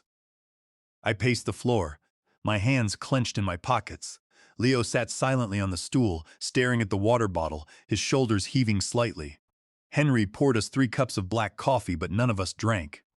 "If Eleanor and Pierce realize you are here," Henry said quietly, leaning against the bench, "they will try to block the certification. Eleanor knows the probate court system in Cook County. She has connections. But a certified lab report from a licensed forensic toxicologist is a public record. Once I enter this into the state database, they cannot erase it." "That is exactly what we need," I said. "We need a chemical shield. We need to prove that Leo's diagnosis of permanent paralysis was a fake medical condition, and that my diagnosis of aggressive dementia is a projection of their own crime." Suddenly, the computer terminal chimed, indicating the analysis was complete. The screen began to populate with a series of sharp, jagged peaks on a molecular spectrum chart. Henry pushed his glasses up his nose, leaning close to the monitor. His face went completely pale. He stared at the screen, his mouth slightly open. He looked at the chart, then at the database comparison list, and then back to the screen. "My God, George," Henry whispered, his voice trembling. "This is not medicine. This is a chemical straitjacket." I walked over, my heart hammering. "What is it? What did you find?" Henry pointed to the 3 highest peaks on the monitor. "The primary active compound is baclofen. It is a powerful muscle relaxant, but the concentration in this single capsule is massive. It is 10 times the maximum therapeutic daily limit. At this dosage, it does not just relax the muscles. It actively shuts down the central nervous system's voluntary motor signals. It prevents the brain from communicating with the lower limbs entirely." "And the second peak?" "Clonazepam," Henry said, his finger moving to the next spike. "A high-potency benzodiazepine. It is a heavy sedative that suppresses the central nervous system. When combined with this massive dose of baclofen, the 2 drugs work in synergy. They do not just cause drowsiness, they chemically immobilize the body.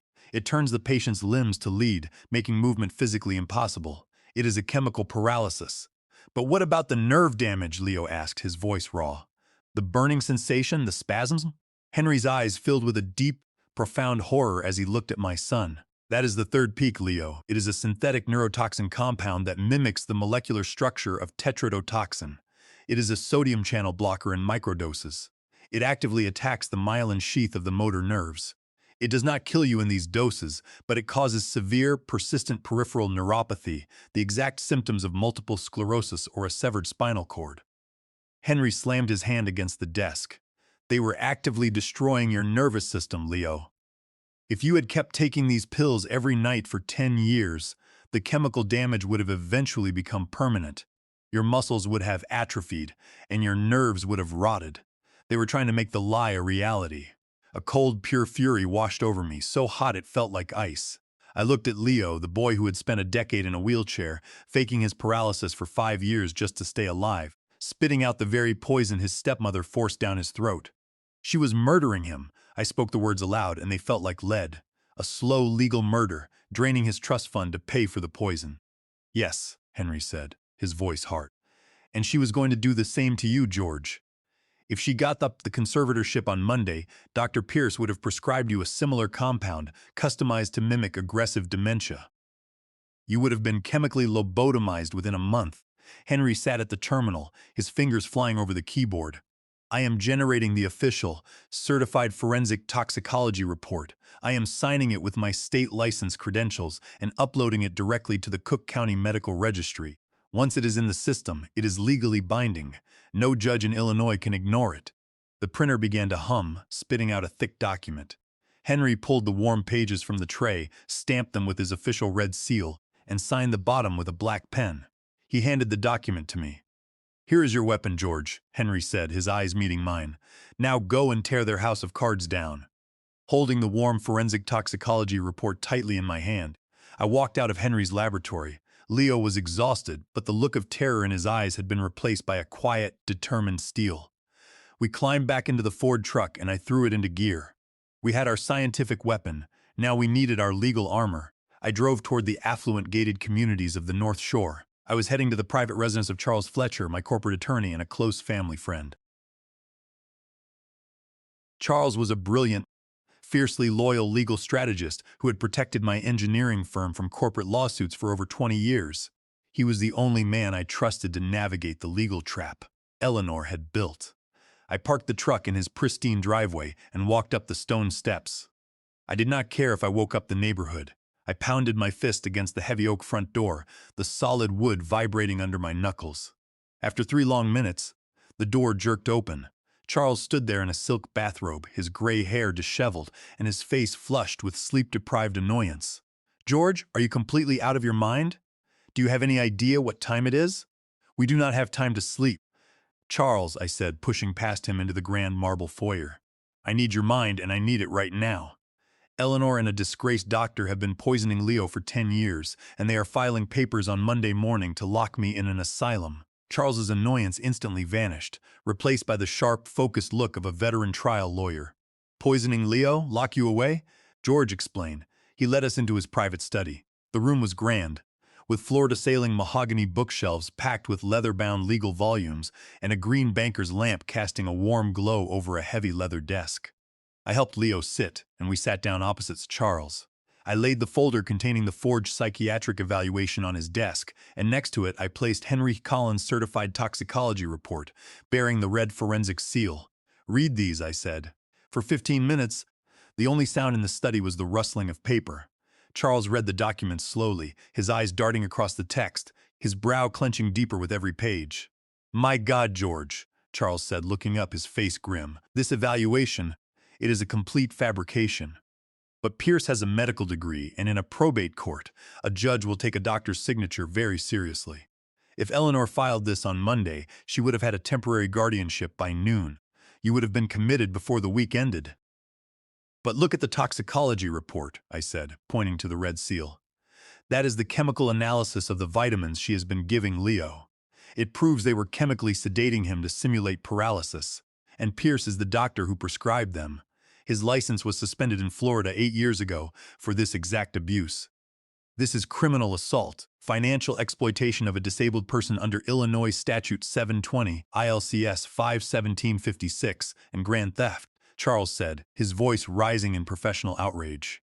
"And it completely destroys the credibility of their psychiatric evaluation. A court will throw out Pierce's diagnosis the second this is presented."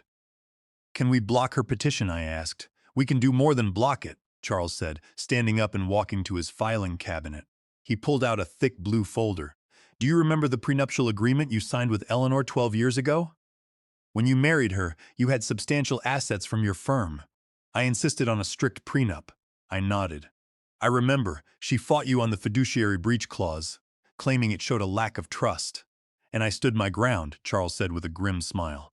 "I told her that my job is to protect George's legacy. It has a fiduciary breach clause and an infidelity clause. Under Section 9, if either party commits a felony against the other or against a child of the household, the agreement is nullified. Eleanor's spousal support rights, her claims to the marital home, and her access to your personal assets are completely forfeited. My stubbornness 12 years ago is what saved your life tonight." "And the trust fund?" Leo asked. "The $8 million she stole from Uncle Thomas's trust." "That is a federal crime," Charles said. "She was the custodial trustee, but she used the funds for non-medical, personal expenses.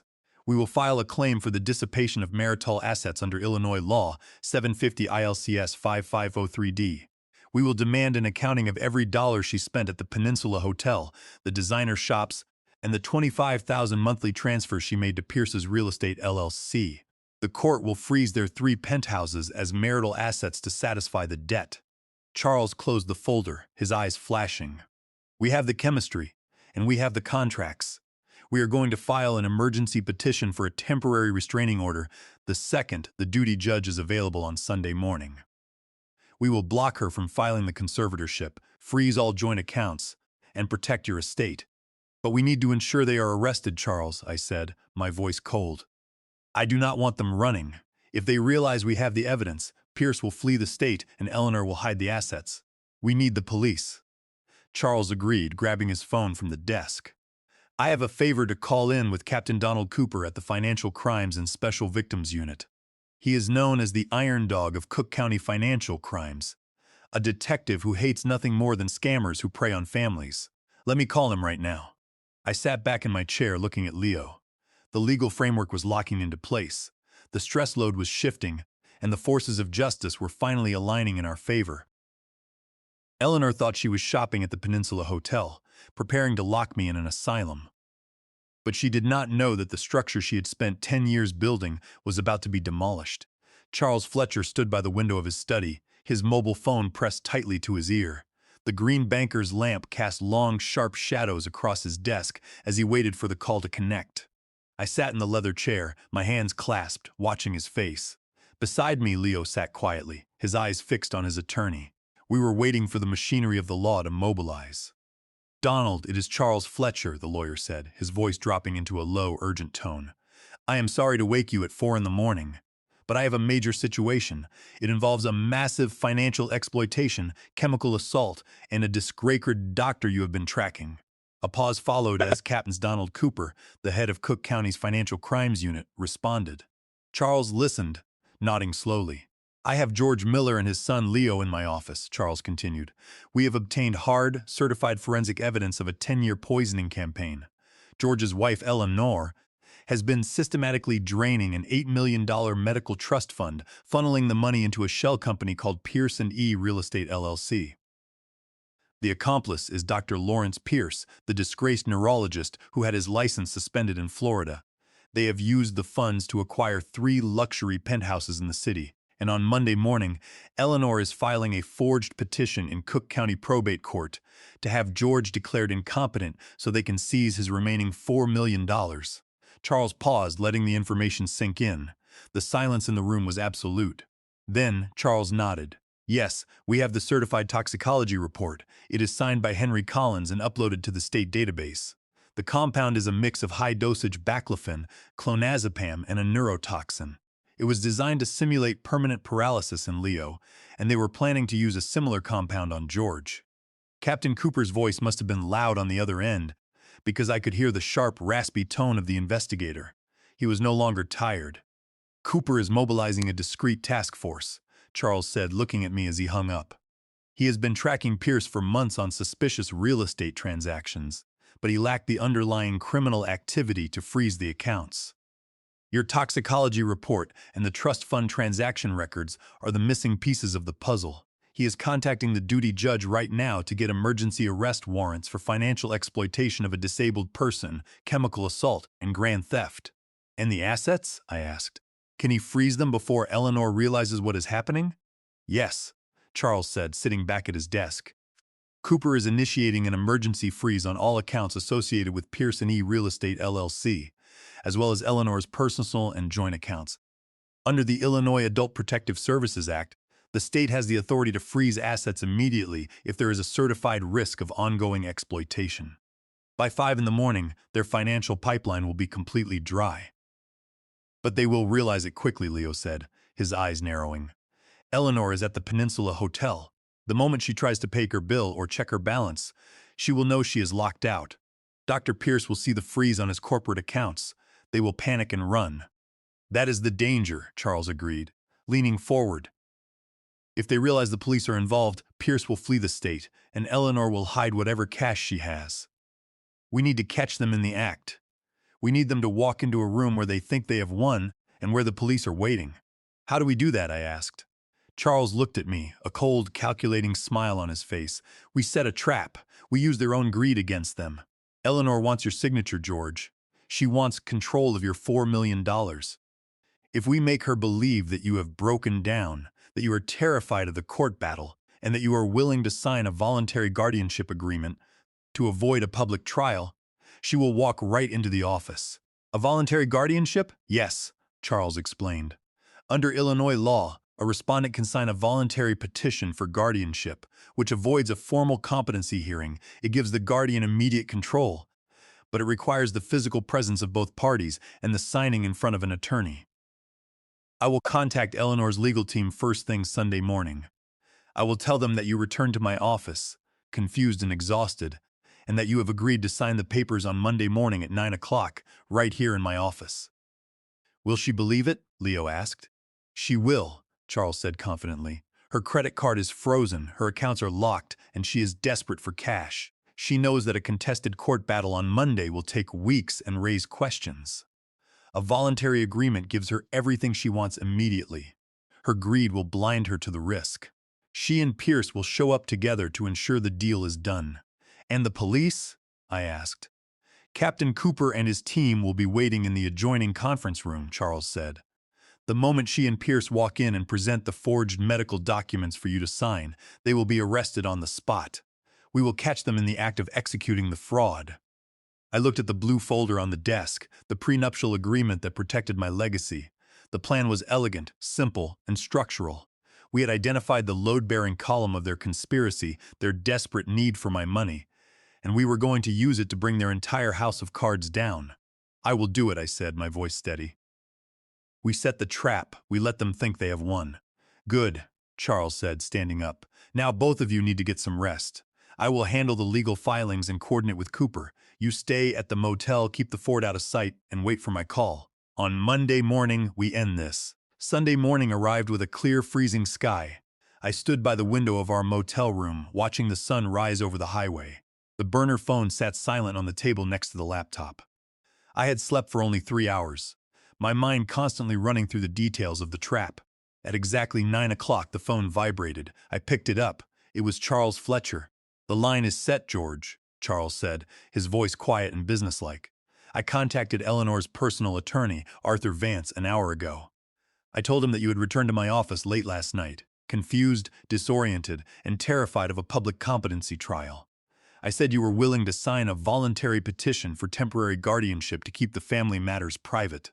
How did he react? I asked. He was suspicious at first, Charles said. But then Eleanor called him. She had just tried to use her credit card at the Peninsula Hotel and found it was declined. She called her bank and was told the account was frozen due to a pending legal flag. She was in a panic. Did she suspect the police? No. Charles smiled over the line. I had anticipated this.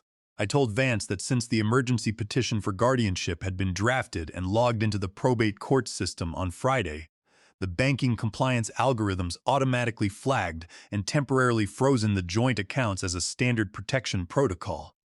I assured him that the moment the voluntary guardianship papers are signed by both you and Eleanor, she will have the full legal authority as your guardian to lift the freeze immediately.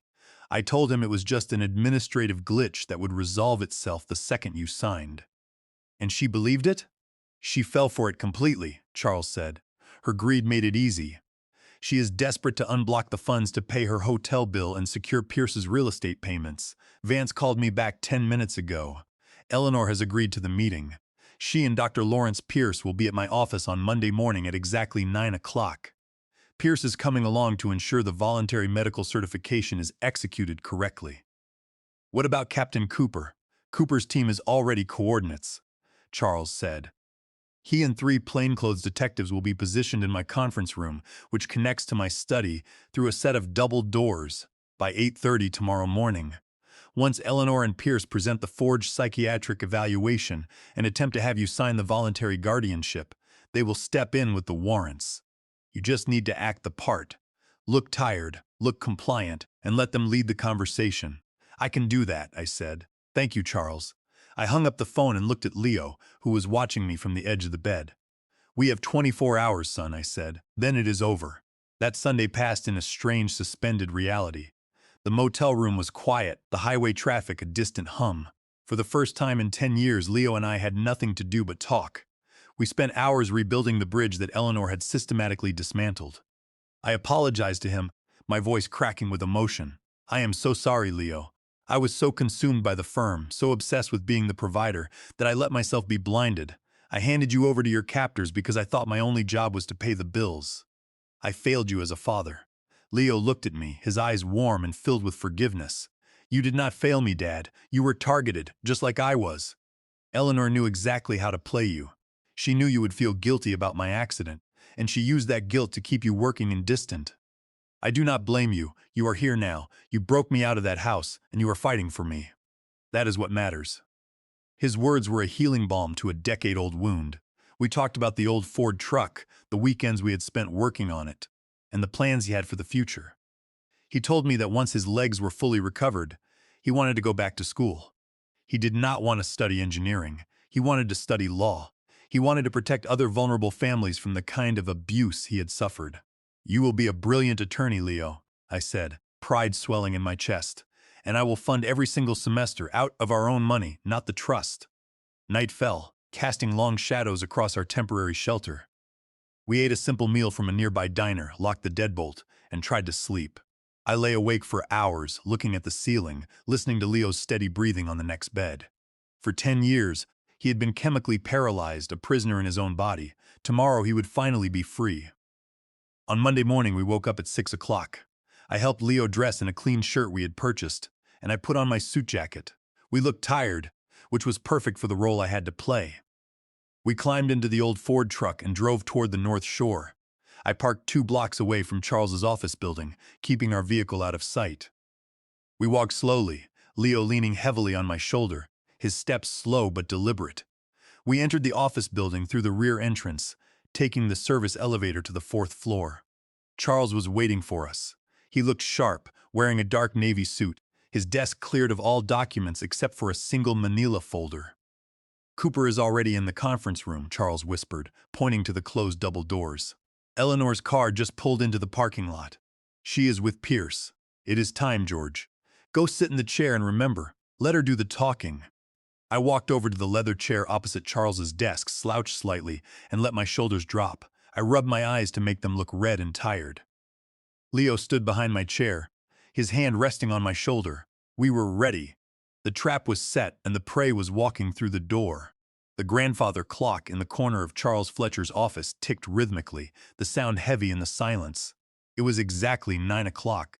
I sat slouched in the leather chair, my hands resting limp on my knees, my head tilted down. I had rubbed my eyes until they were red, and I forced my breathing to be shallow and erratic.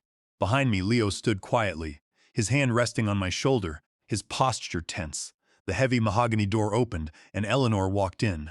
She was dressed in an expensive cream-colored designer suit, carrying a matching luxury leather handbag. She looked immaculate, every hair in place, her face a mask of elegant concern.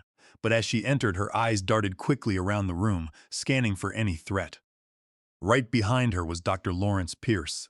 He wore a pristine gray suit and carried his leather medical bag, trying to look the part of the distinguished specialist. But I noticed a subtle, nervous twitch in his left eye, and his knuckles were white against the handle of his bag. They were under immense stress, their frozen accounts pressing down on them, but their greed was driving them forward. Eleanor saw me, and her eyes lit up with a mixture of triumph and artificial grief. She rushed across the room, her high heels clicking sharply on the hardwood floor. "Oh, George!" she cried, throwing her arms around my neck. The scent of her expensive lavender perfume washed over me, a smell I had once associated with home, but now felt like poison. "Thank God you are safe." I was out of my mind with worry. When I returned from Lake Geneva and found you and Leo gone, and your old truck missing, I thought the worst. "Where have you been, honey?" I let my body remain limp, not returning her hug. I slowly lifted my head, keeping my gaze unfocused, my jaw slacked. I do not know, Eleanor," I said, slurring my words slightly, forcing my voice to sound raspy and weak.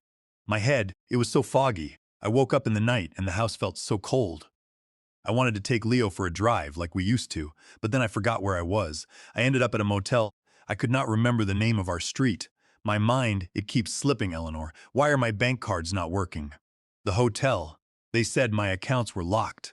Eleanor exchanged a swift, triumphant look with Dr. Pierce over my head. The relief on her face was almost laughable. She believed my performance completely. She thought the stress of my dementia had finally broken me. "It is okay, honey," Eleanor said, her voice dropping into that melodic, patronizing tone. She stroked my hair, her fingers cold against my skin. The banks had a small administrative glitch because of the paperwork, that is all. You do not have to worry about the bills anymore. I am going to take care of everything.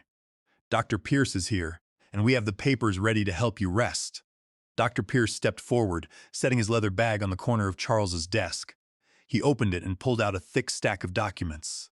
Yes, George, Pierce said, his voice smooth and authoritative.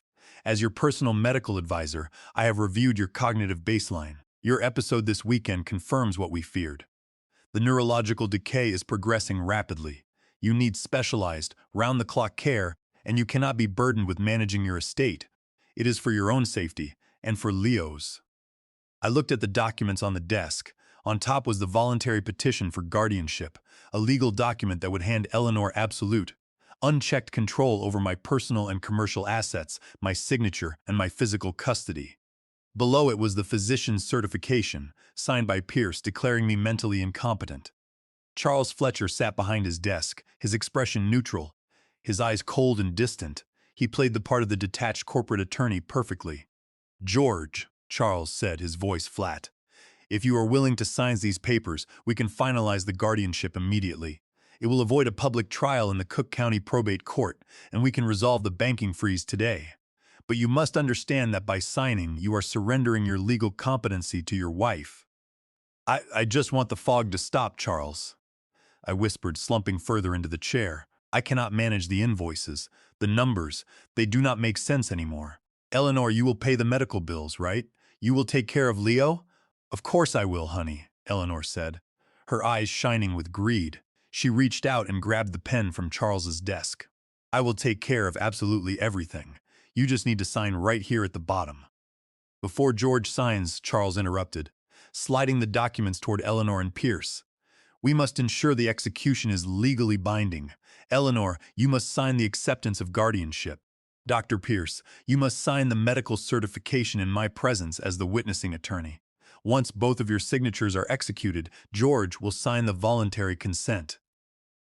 Naturally, Dr. Pierce said. He took the pen from Eleanor's hand, leaned over the desk, and signed his name with a flourish on the physician certification page. He handed the pen to Eleanor. Eleanor took the pen, her fingers trembling slightly with excitement. She quickly turned to the guardian acceptance page, signed her name, and pushed the documents toward me. Here, George, she whispered, her voice tight with anticipation. She placed the pen in my hand, pointing to the blank line at the bottom of the voluntary consent form. Just sign your name right here, and the nightmare will be over. I held the pen, my fingers hovering over the paper.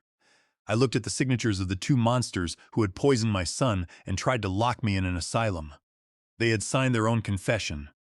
They had walked right into the center of the trap, and the doors were about to close. I held the pen in my hand, my fingers hovering just millimeters above the voluntary consent page. Eleanor leaned closer, her breath warm, her eyes wide with a desperate hunger for the signature that would seal my fate. Dr. Lawrence Pierce watched me, a tight, arrogant smile on his face. I slowly lowered the pen, but I did not sign. Instead, I placed the pen quietly on the desk, sat up straight, and pushed the document away. The slouched, broken posture of a confused old man vanished instantly. I looked directly into Eleanor's eyes, my face completely cold, my slurred voice replaced by the sharp, resonant tone of an engineer who has just solved the final equation. I don't think I'll be signing that, Eleanor, I said, my voice cutting through the silence of the room. In fact, I don't think I will ever sign anything you ask of me again. Eleanor froze, her smile faltering, her eyes narrowing in confusion. George? Honey, what are you talking about?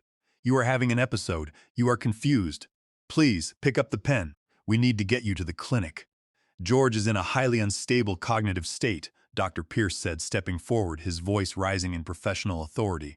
He is exhibiting paranoid projections. Charles, as his attorney, you must advise him to cooperate. His refusal to sign is a danger to his own safety. The only danger in this room, Lawrence, is the two of you, I said, reaching into my leather satchel. I pulled out the certified forensic toxicology report bearing Henry Collins's official red seal and set it firmly on top of the guardianship papers. This is a certified forensic toxicology report, I said, tapping the paper. It was uploaded to the state database 2 hours ago. It identifies the chemical composition of the blue capsules you have been prescribing to my son for 10 years, which Eleanor forced him to swallow every night. Pierce's face went pale. His eyes darted to the report, his arrogant posture stiffening. A massive dosage of baclofen, I read aloud, combined with high-concentration clonazepam and a synthetic sodium channel neurotoxin that mimics tetrodotoxin, a chemical straitjacket, Lawrence. It was designed to suppress his motor nerves, simulate permanent paralysis, and slowly destroy his central nervous system. If Leo had not been spitting them out for the last 4 years and training in secret, he would have been permanently crippled by now. Eleanor took a step back, her hands clutching her designer bag, her eyes wide with shock. This is a lie. George, you are insane. You stole those vitamins from my safe. You are suffering from paranoid dementia, and you are hallucinating a conspiracy. Do you want to talk about the safe, Eleanor? I asked, my voice dropping into a low, terrifying register. Or should we talk about the Thomas Miller Irrevocable Trust? We should talk about the $8 million my late brother Thomas set up for his nephew. The $8 million that is now gone, except for $30,000. I pulled a thick stack of printed financial ledgers from my satchel and threw them on the desk. The paper scattered, some pages sliding close to Eleanor's manicured hands. Every single transfer was authorized by you, Eleanor, as the custodial trustee, I said, pointing at the transaction lines. Hundreds of thousands of dollars paid directly to shell companies owned by Dr. Pierce, disguised as experimental stimulation therapies and cellular regeneration. But the money did not go to medical care. It was funneled directly into Pearson E. Real Estate LLC. Eleanor stared at the printed ledgers, her face turning from pale to a bruised shade of white. She recognized the accounts. She recognized the shell company. And Pearson E. Real Estate LLC currently owns 3 luxury penthouses in downtown Chicago, worth $6 million, I continued. Looking at Pierce. You and Eleanor are business partners, Lawrence. You were splitting my brother's trust fund to build a real estate empire, using my son's poisoned body as your currency. This is a marital dispute, Dr. Pierce stammered, his professional facade collapsing completely. George is paranoid. Charles, you cannot let him make these wild accusations. I am a certified neurologist. You were a neurologist, Lawrence, Charles Fletcher said, speaking for the first time, his voice dripping with disgust. Until the state of Florida suspended your medical license 8 years ago for severe medical malpractice involving the overprescription of sedatives to vulnerable patients. You are not a doctor in the state of Illinois. You are an unlicensed criminal executing a chemical assault on a disabled young man. Eleanor turned to Charles, her eyes flashing with a sudden vicious rage. You are his lawyer, Charles. You are supposed to protect the family. If you present this garbage in court on Monday, I will sue you for legal malpractice. I will drag your firm through the mud. There will be no court trial on Monday, Eleanor, Charles said, leaning back in his chair. And you will not be suing anyone, because your prenuptial agreement, which I drafted 12 years ago, contains a strict fiduciary breach clause. Section 9 states that if you commit a felony against George or a child of the household, or if you commit a gross breach of fiduciary trust, the agreement is nullified. You have forfeited your right to spousal support, your claim to the marital home, and any division of George's assets. And the joint accounts are frozen, I added, looking at my wife. Not because of a probate court petition, Eleanor. They are frozen because of a criminal investigation. Your shopping spree at the Peninsula Hotel is over. Eleanor stared at me, the reality of her collapse finally breaking through her denial. She looked at the toxicology report, the trust fund ledgers, and the prenuptial agreement. The pristine structure of lies she had spent 10 years building had been completely dismantled in a matter of minutes. You think you have won, George? Eleanor hissed, her voice rising in a venomous screech. You think you can prove this? It is my word against yours. Pierce will testify that the treatment was necessary. We will tie you up in court for years. I do not think so, Eleanor, I said, sitting back in my chair, because we are not going to court. What do you mean we are not going to court? Eleanor hissed, her hands shaking, her manicured fingers clawing at the leather of her designer handbag. We will drag you through every appeals court in the state of Illinois. You think some private chemist's report is enough to throw away my rights? It is not a civil dispute anymore, Eleanor, I said, my voice quiet, almost gentle. The state is taking over. We are just the witnesses. Right on cue, Charles Fletcher reached down and pressed a button on the intercom panel built into his mahogany desk. The heavy wooden double doors leading to the adjoining conference room swung open with a smooth, silent glide. Captain Donald Cooper and 3 plainclothes detectives stepped into the study. Cooper was a tall, imposing man with graying hair and the tired, hard eyes of a veteran investigator. He carried a leather folder, and his badge was clipped to his belt, catching the green glow of the desk lamp. "Donald Cooper, Cook County Financial Crimes and Special Victims Unit," the captain announced, his voice a low, resonant rumble. He looked at Eleanor and then at Pierce. "Eleanor Miller, Lawrence Pierce, you are both under arrest." Dr. Lawrence Pierce's eyes went wide. The smooth, arrogant doctor vanished, replaced by a terrified, desperate man. He stumbled backward, his hand catching the edge of the bookshelf, knocking a stack of law journals to the floor. "Under arrest?" Pierce stammered, his voice cracking, a high-pitched sheen of panic coating his face. "For what? This is a medical consultation. I am a private specialist. I have done nothing wrong. You are under arrest for financial exploitation of a disabled person under Illinois Statute 720 ILCS 51756, chemical assault and grand theft," Captain Cooper said, pulling a folded document from his folder. "We have emergency warrants signed by a duty judge 2 hours ago. We also have a warrant for your arrest, Dr. Pierce, for practicing medicine without a license in the state of Illinois and for federal trust fund embezzlement." "Wait!" Pierce cried out, his hands raised in front of him, sweat pouring down his pale face. He turned frantically to Cooper, pointing a trembling finger at my wife. "It was her. It was Eleanor. She came to me 10 years ago. She was the one who wanted the money from the trust fund. She told me George was too busy to notice. I just formulated the compounds. I did not know she was giving him the full dosage. I did not know she was paralyzing him. I was just trying to help her manage his condition." "Lawrence, you pathetic coward!" Eleanor shrieked, turning on her accomplice with a face contorted in raw, vicious hatred. "Shut your mouth. I am not going to prison for you," Pierce screamed back, his voice rising in a hysterical sob. "She is the mastermind, Captain. I will cooperate. I will tell you everything. I have the records of the real estate purchases. She is the one who set up the LLC." One of the plainclothes detectives stepped forward, grabbed Pierce's wrists, and pulled them behind his back. The sharp, echoing snap of the heavy steel handcuffs closed over his wrists. Pierce began to weep, his shoulders heaving, his knees shaking so violently the detective had to hold him up to keep him from collapsing onto the carpet. "Eleanor Miller," Captain Cooper said. Turning to my wife, he held out the cuffs. "Please place your hands behind your back." Eleanor did not shriek, she did not weep. She stood perfectly still, her chin held high, her face a cold, hardened mask of pure arrogance. She looked at Cooper, then at Charles, and finally she turned her gaze to me. The hatred in her eyes was a physical force, cold and venomous. "You think you have won, George?" she spoke, her voice dropping into a low, quiet hiss. "You think you can survive without me? You are an old, tired man. You spent your whole life hiding in your engineering offices, calculating structural loads while I ran your home, your social life, and your family. You are nothing without me. You will die alone in that massive, empty house in Hinsdale." I looked at the woman I had married 12 years ago. I looked at the face that had smiled at me across the kitchen table, the lips that had kissed my cheek right before she left to shop in Chicago and buy jewelry with my son's poisoned life. I felt no anger. I felt no desire for revenge. I only felt a profound, cleansing sense of relief. "I might be old, Eleanor," I said, my voice completely steady, "but I am no longer blind, and my house will finally be clean." The detective stepped forward and clicked the handcuffs around her wrists. She did not struggle.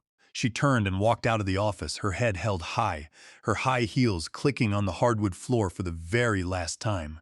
Pierce was led out behind her, still sobbing and begging the detectives for a plea deal. Captain Cooper watched them leave, then turned to Charles and me. He closed his leather folder and slipped it under his arm.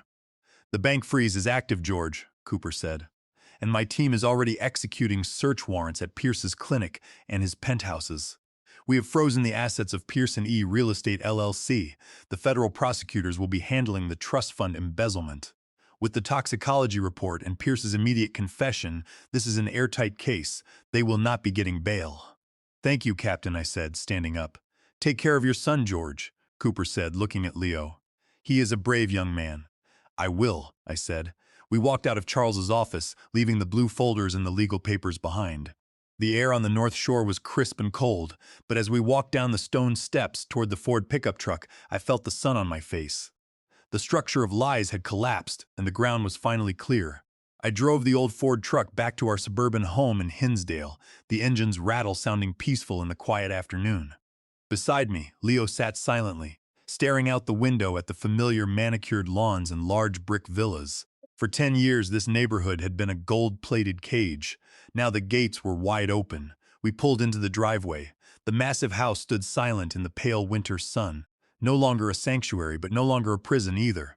I turned off the ignition and we sat in the cab for a long moment, looking at the towering brick facade.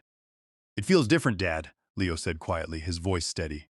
"It feels empty." "It is empty, son," I said, "and we are going to keep it that way." I walked around to the passenger side, opened the door, and helped Leo slide out. He leaned on my shoulder, his trembling legs taking slow, deliberate steps up the paved driveway. We walked through the front door, stepping into the grand foyer. The silence of the house was deafening. The hum of the refrigerator, the slow ticking of the grandfather clock, the routine sounds that had governed our lives for a decade, seemed hollow now. I guided Leo to the large sofa in the living room, helping him sit. He leaned back against the cushions, letting out a long, exhausted sigh. "I am going to pack her things, Leo," I said, looking toward the main staircase. "I want every trace of Eleanor out of this house before the day ends." I spent the next 4 hours walking through the rooms, packing Eleanor's expensive life into cardboard boxes. I cleared the master bedroom, stripping the closets of her designer dresses, her luxury silk scarves, and her rows of expensive shoes. I packed the jewelry boxes she had filled with my hard-earned money, recalling how she had constantly asked for a higher spousal allowance, claiming she was managing Leo's rising care costs. The contrast between her luxury items and the cheap, dusty motel room we had just stayed in was sickening. I felt no anger as I threw her life into the boxes. I felt only the detached efficiency of an engineer clearing a site. Finally, I entered her private home office. The safe was still wide open, a dark steel void in the wall behind the Venetian canal painting. I set the painting on the floor, its ornate frame looking cheap and hollow now. I sat at her glass desk, intending to gather any remaining financial documents for Charles. But as I pulled open the deep bottom drawer, my hand brushed against a small, locked leather diary hidden beneath a stack of old magazines. I retrieved my lockpicks from my pocket. Within 10 seconds, the small brass lock clicked open. I flipped the book open, my eyes scanning the neat, elegant handwriting I recognized as Eleanor's. It was not a diary of feelings, it was a ledger of calculated crimes. As I read the entries from 10 years ago, my blood ran cold. Eleanor had documented everything. June 14. Thomas confirmed the Stanford Trust is seated with $8 million. If Leo goes to California, the money is completely out of reach. George is too busy with the merger to manage the details. If Leo requires permanent medical care, George will sign over the administration. Dr. Pierce confirmed a chemical compound can simulate spinal trauma without raising suspicion. I have found out about Pierce's Florida suspension. I will use it as leverage to ensure his absolute silence. He has no choice but to cooperate. August 3. The brake line is prepped. A slow leak. I will wear the neck brace under the wool scarf. The speed must be exactly 35 miles per hour on the ramp to ensure whiplash. Pierce is ready to take over the consultation immediately at the hospital. I sat at the desk, the leather book trembling in my hands. The car crash had not been a sudden impulse. It had been planned for months. She had calculated the speed, the angle, and the exact medical compound required to turn my 18-year-old son into a cash-generating invalid. She had paralyzed my boy to secure a blank check, blackmailing a disgraced doctor to act as her accomplice. I stood up, holding the book, and walked down the hallway to the living room. I sat on the sofa next to Leo and handed him the diary. "You need to read this, son," I said quietly. "It is the final load-bearing column of her lies." Leo read the entries in silence. His face did not change. His eyes remained hard and focused. When he finished, he closed the leather book and set it on the coffee table. "She was never a mother, Dad," Leo said, his voice dropping. "She was just a parasite." "Yes," I said, wrapping my arm around his shoulders. "But the parasite is gone. We have the evidence, and Charles will hand this book directly to Captain Cooper. Her defense is completely demolished." We sat in the living room as the shadows lengthened across the floor. The house was quiet, the air clean. "We are going to sell this place, Leo," I said, looking around the cavernous room. "There are too many bad memories built into these load-bearing walls. We will buy a smaller ranch-style house closer to the city, with no stairs, making your rehabilitation easier. We will find a place in Evanston, near Northwestern University. You wanted to study law, and they have one of the best schools in the country. We will start fresh." For the first time in 10 years, Leo smiled. It was not a bitter, hollow smirk. It was a genuine warm smile that reached his eyes, highlighting the young man he was always supposed to be. "I would like that, Dad," Leo said. "A fresh start. Just the two of us." We sat on the back porch, watching the sun set over the manicured lawn.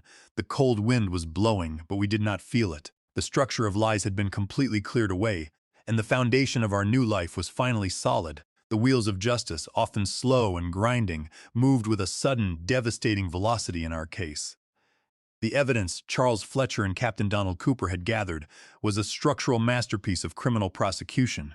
There were no weak joints, no stress fractures in the state's case. With the certified toxicology report, the detailed transaction records of the trust fund, Dr. Lawrence Pierce's immediate and desperate confession, and the chilling handwritten plans in Eleanor's locked leather diary, the defense was completely non-existent.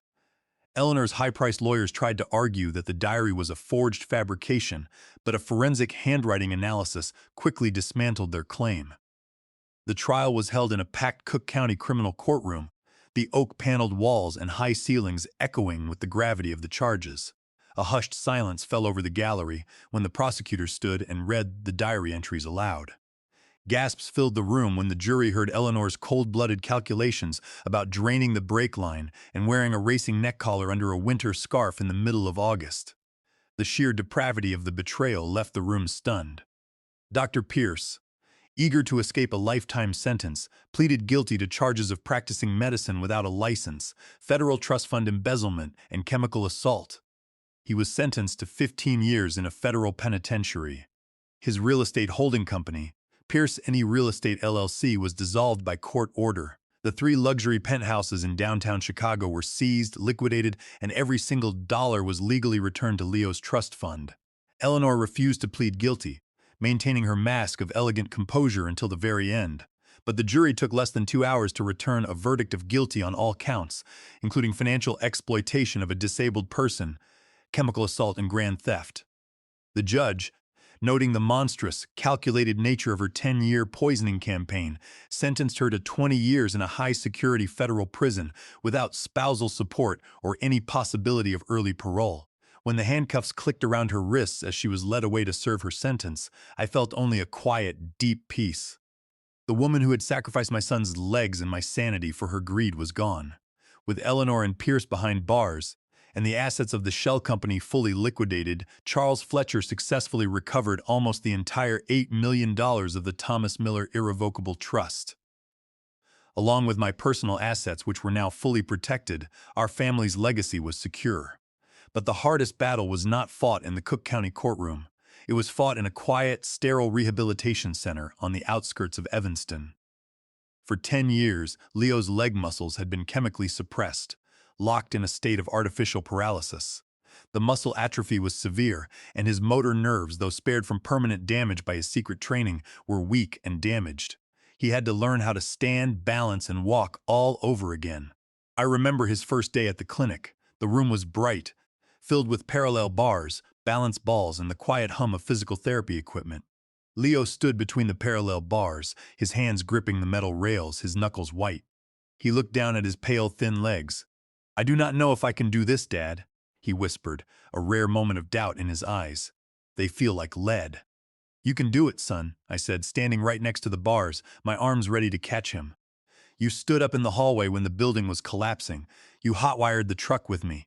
You are a structural engineer's son, Leo. We rebuild from the foundation." He took a deep breath, his chest heaving, and took his first step. His left leg shook violently, his knee buckling under his weight. He fell forward, but the therapist and I caught him, stabilizing him.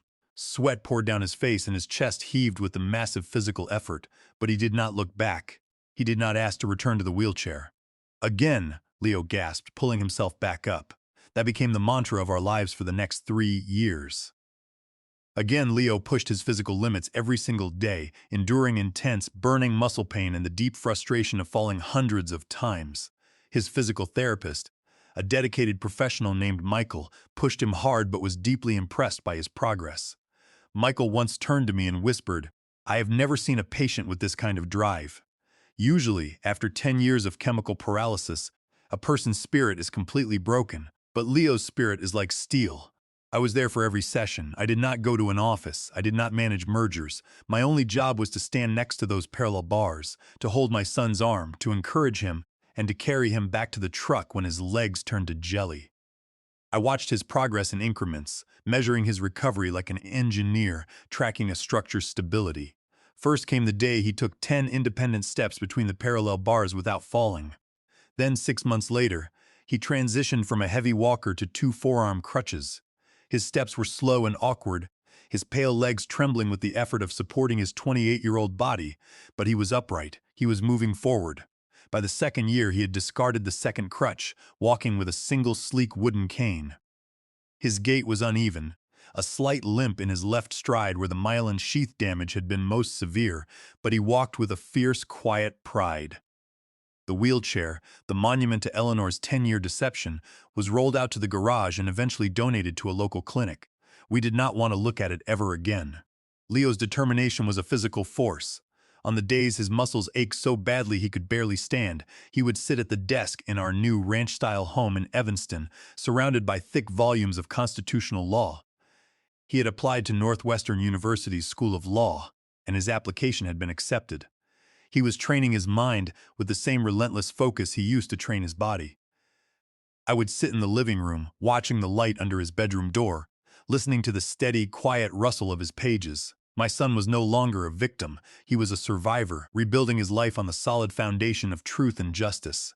3 years later, on a bright, crisp spring morning, I stood on the paved plaza outside the main auditorium of Northwestern University in Evanston. The air was fresh, filled with the scent of blooming tulips in the lake breeze.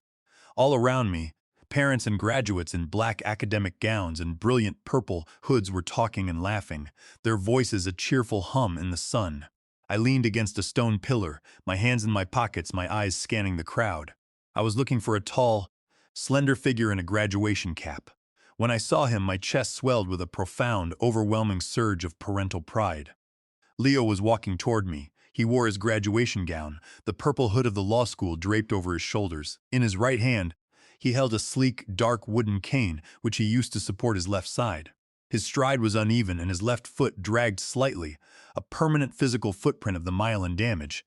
But he moved with a steady, unyielding confidence that commanded respect.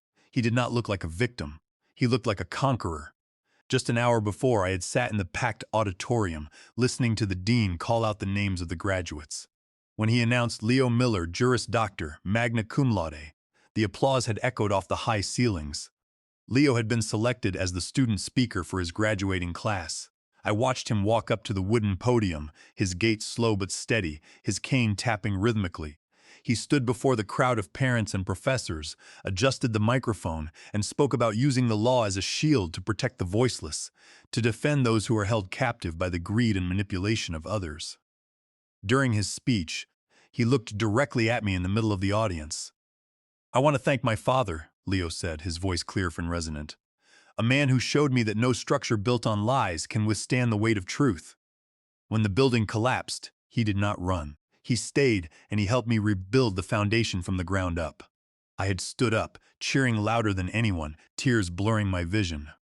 As I watched him navigate the busy plaza now, my mind raced back to the quiet Friday morning 3 years ago.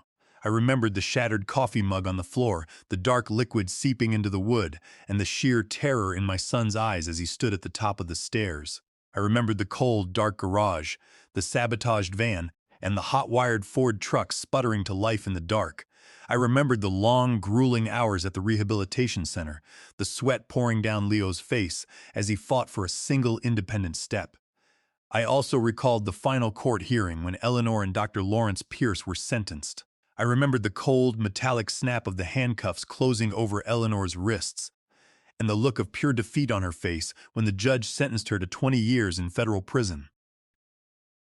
I remembered walking out of the courthouse with Charles Fletcher, who shook my hand and said, "Your late brother Thomas would be proud of what you did for his nephew, George. You saved his legacy." We had fought through absolute hell, enduring an exhausting labyrinth of legal battles, asset recovery hearings, and punishing physical therapy sessions.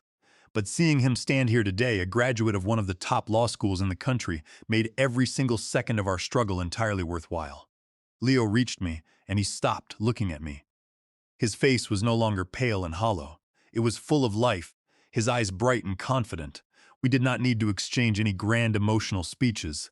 We did not need to shed any heavy tears on this busy plaza. We simply turned toward each other and shared a brief, incredibly powerful hug. It was a quiet, profound understanding between two men who had faced the darkest, most evil corners of human nature and survived the ordeal entirely. He pulled away, offering me a small, confident smile that radiated pure hope and deep gratitude. "We did it, Dad," he said softly. "You did it, Leo," I corrected him, clapping him firmly on his shoulder. "I just helped hotwire the truck." He laughed, a warm, clear sound that I had not heard in 10 years. He turned away, gripping his sleek walking cane, and walked with steady, unyielding purpose directly toward the massive revolving glass doors of the busy lobby where the graduates were gathering. I stayed by the plaza, watching his tall figure completely disappear into the bustling crowd of young, ambitious professionals. Our new ranch-style home in Evanston sat just a few blocks from the shore of Lake Michigan. In the evenings, I would walk along the sandy beach, listening to the crash of the waves against the shore. The peace was complete. We had rebuilt our lives from the foundation, and this time the structure was solid, built on truth, mutual respect, and unconditional love. I closed my eyes for a brief moment and took a long, incredibly deep breath of the crisp, clean Chicago air. The dark, terrifying shadows of our painful past were permanently behind us, completely replaced by the bright, boundless horizon of a perfectly reclaimed future. The absolute justice we had relentlessly fought for was finally served, and the unbroken legacy of our family was now safely secured in the capable, talented hands of my remarkable son. I opened my eyes feeling completely ready to embrace whatever peaceful, quiet days awaited me next, knowing with absolute certainty that the terrible nightmare was finally completely over. The most dangerous enemies are rarely the strangers hiding in dark alleys. Sometimes they are the ones sleeping beside us, cloaked in the illusion of love and care. True evil manipulates our deepest trust, turning our sacrifices into weapons against us. But no lie, no matter how perfectly constructed or how long it is maintained, can withstand the relentless light of the truth. When you sense that something is wrong with the people you love, never ignore your gut feeling. An honest intuition is a highly powerful shield, and taking decisive action is the only way to protect your family.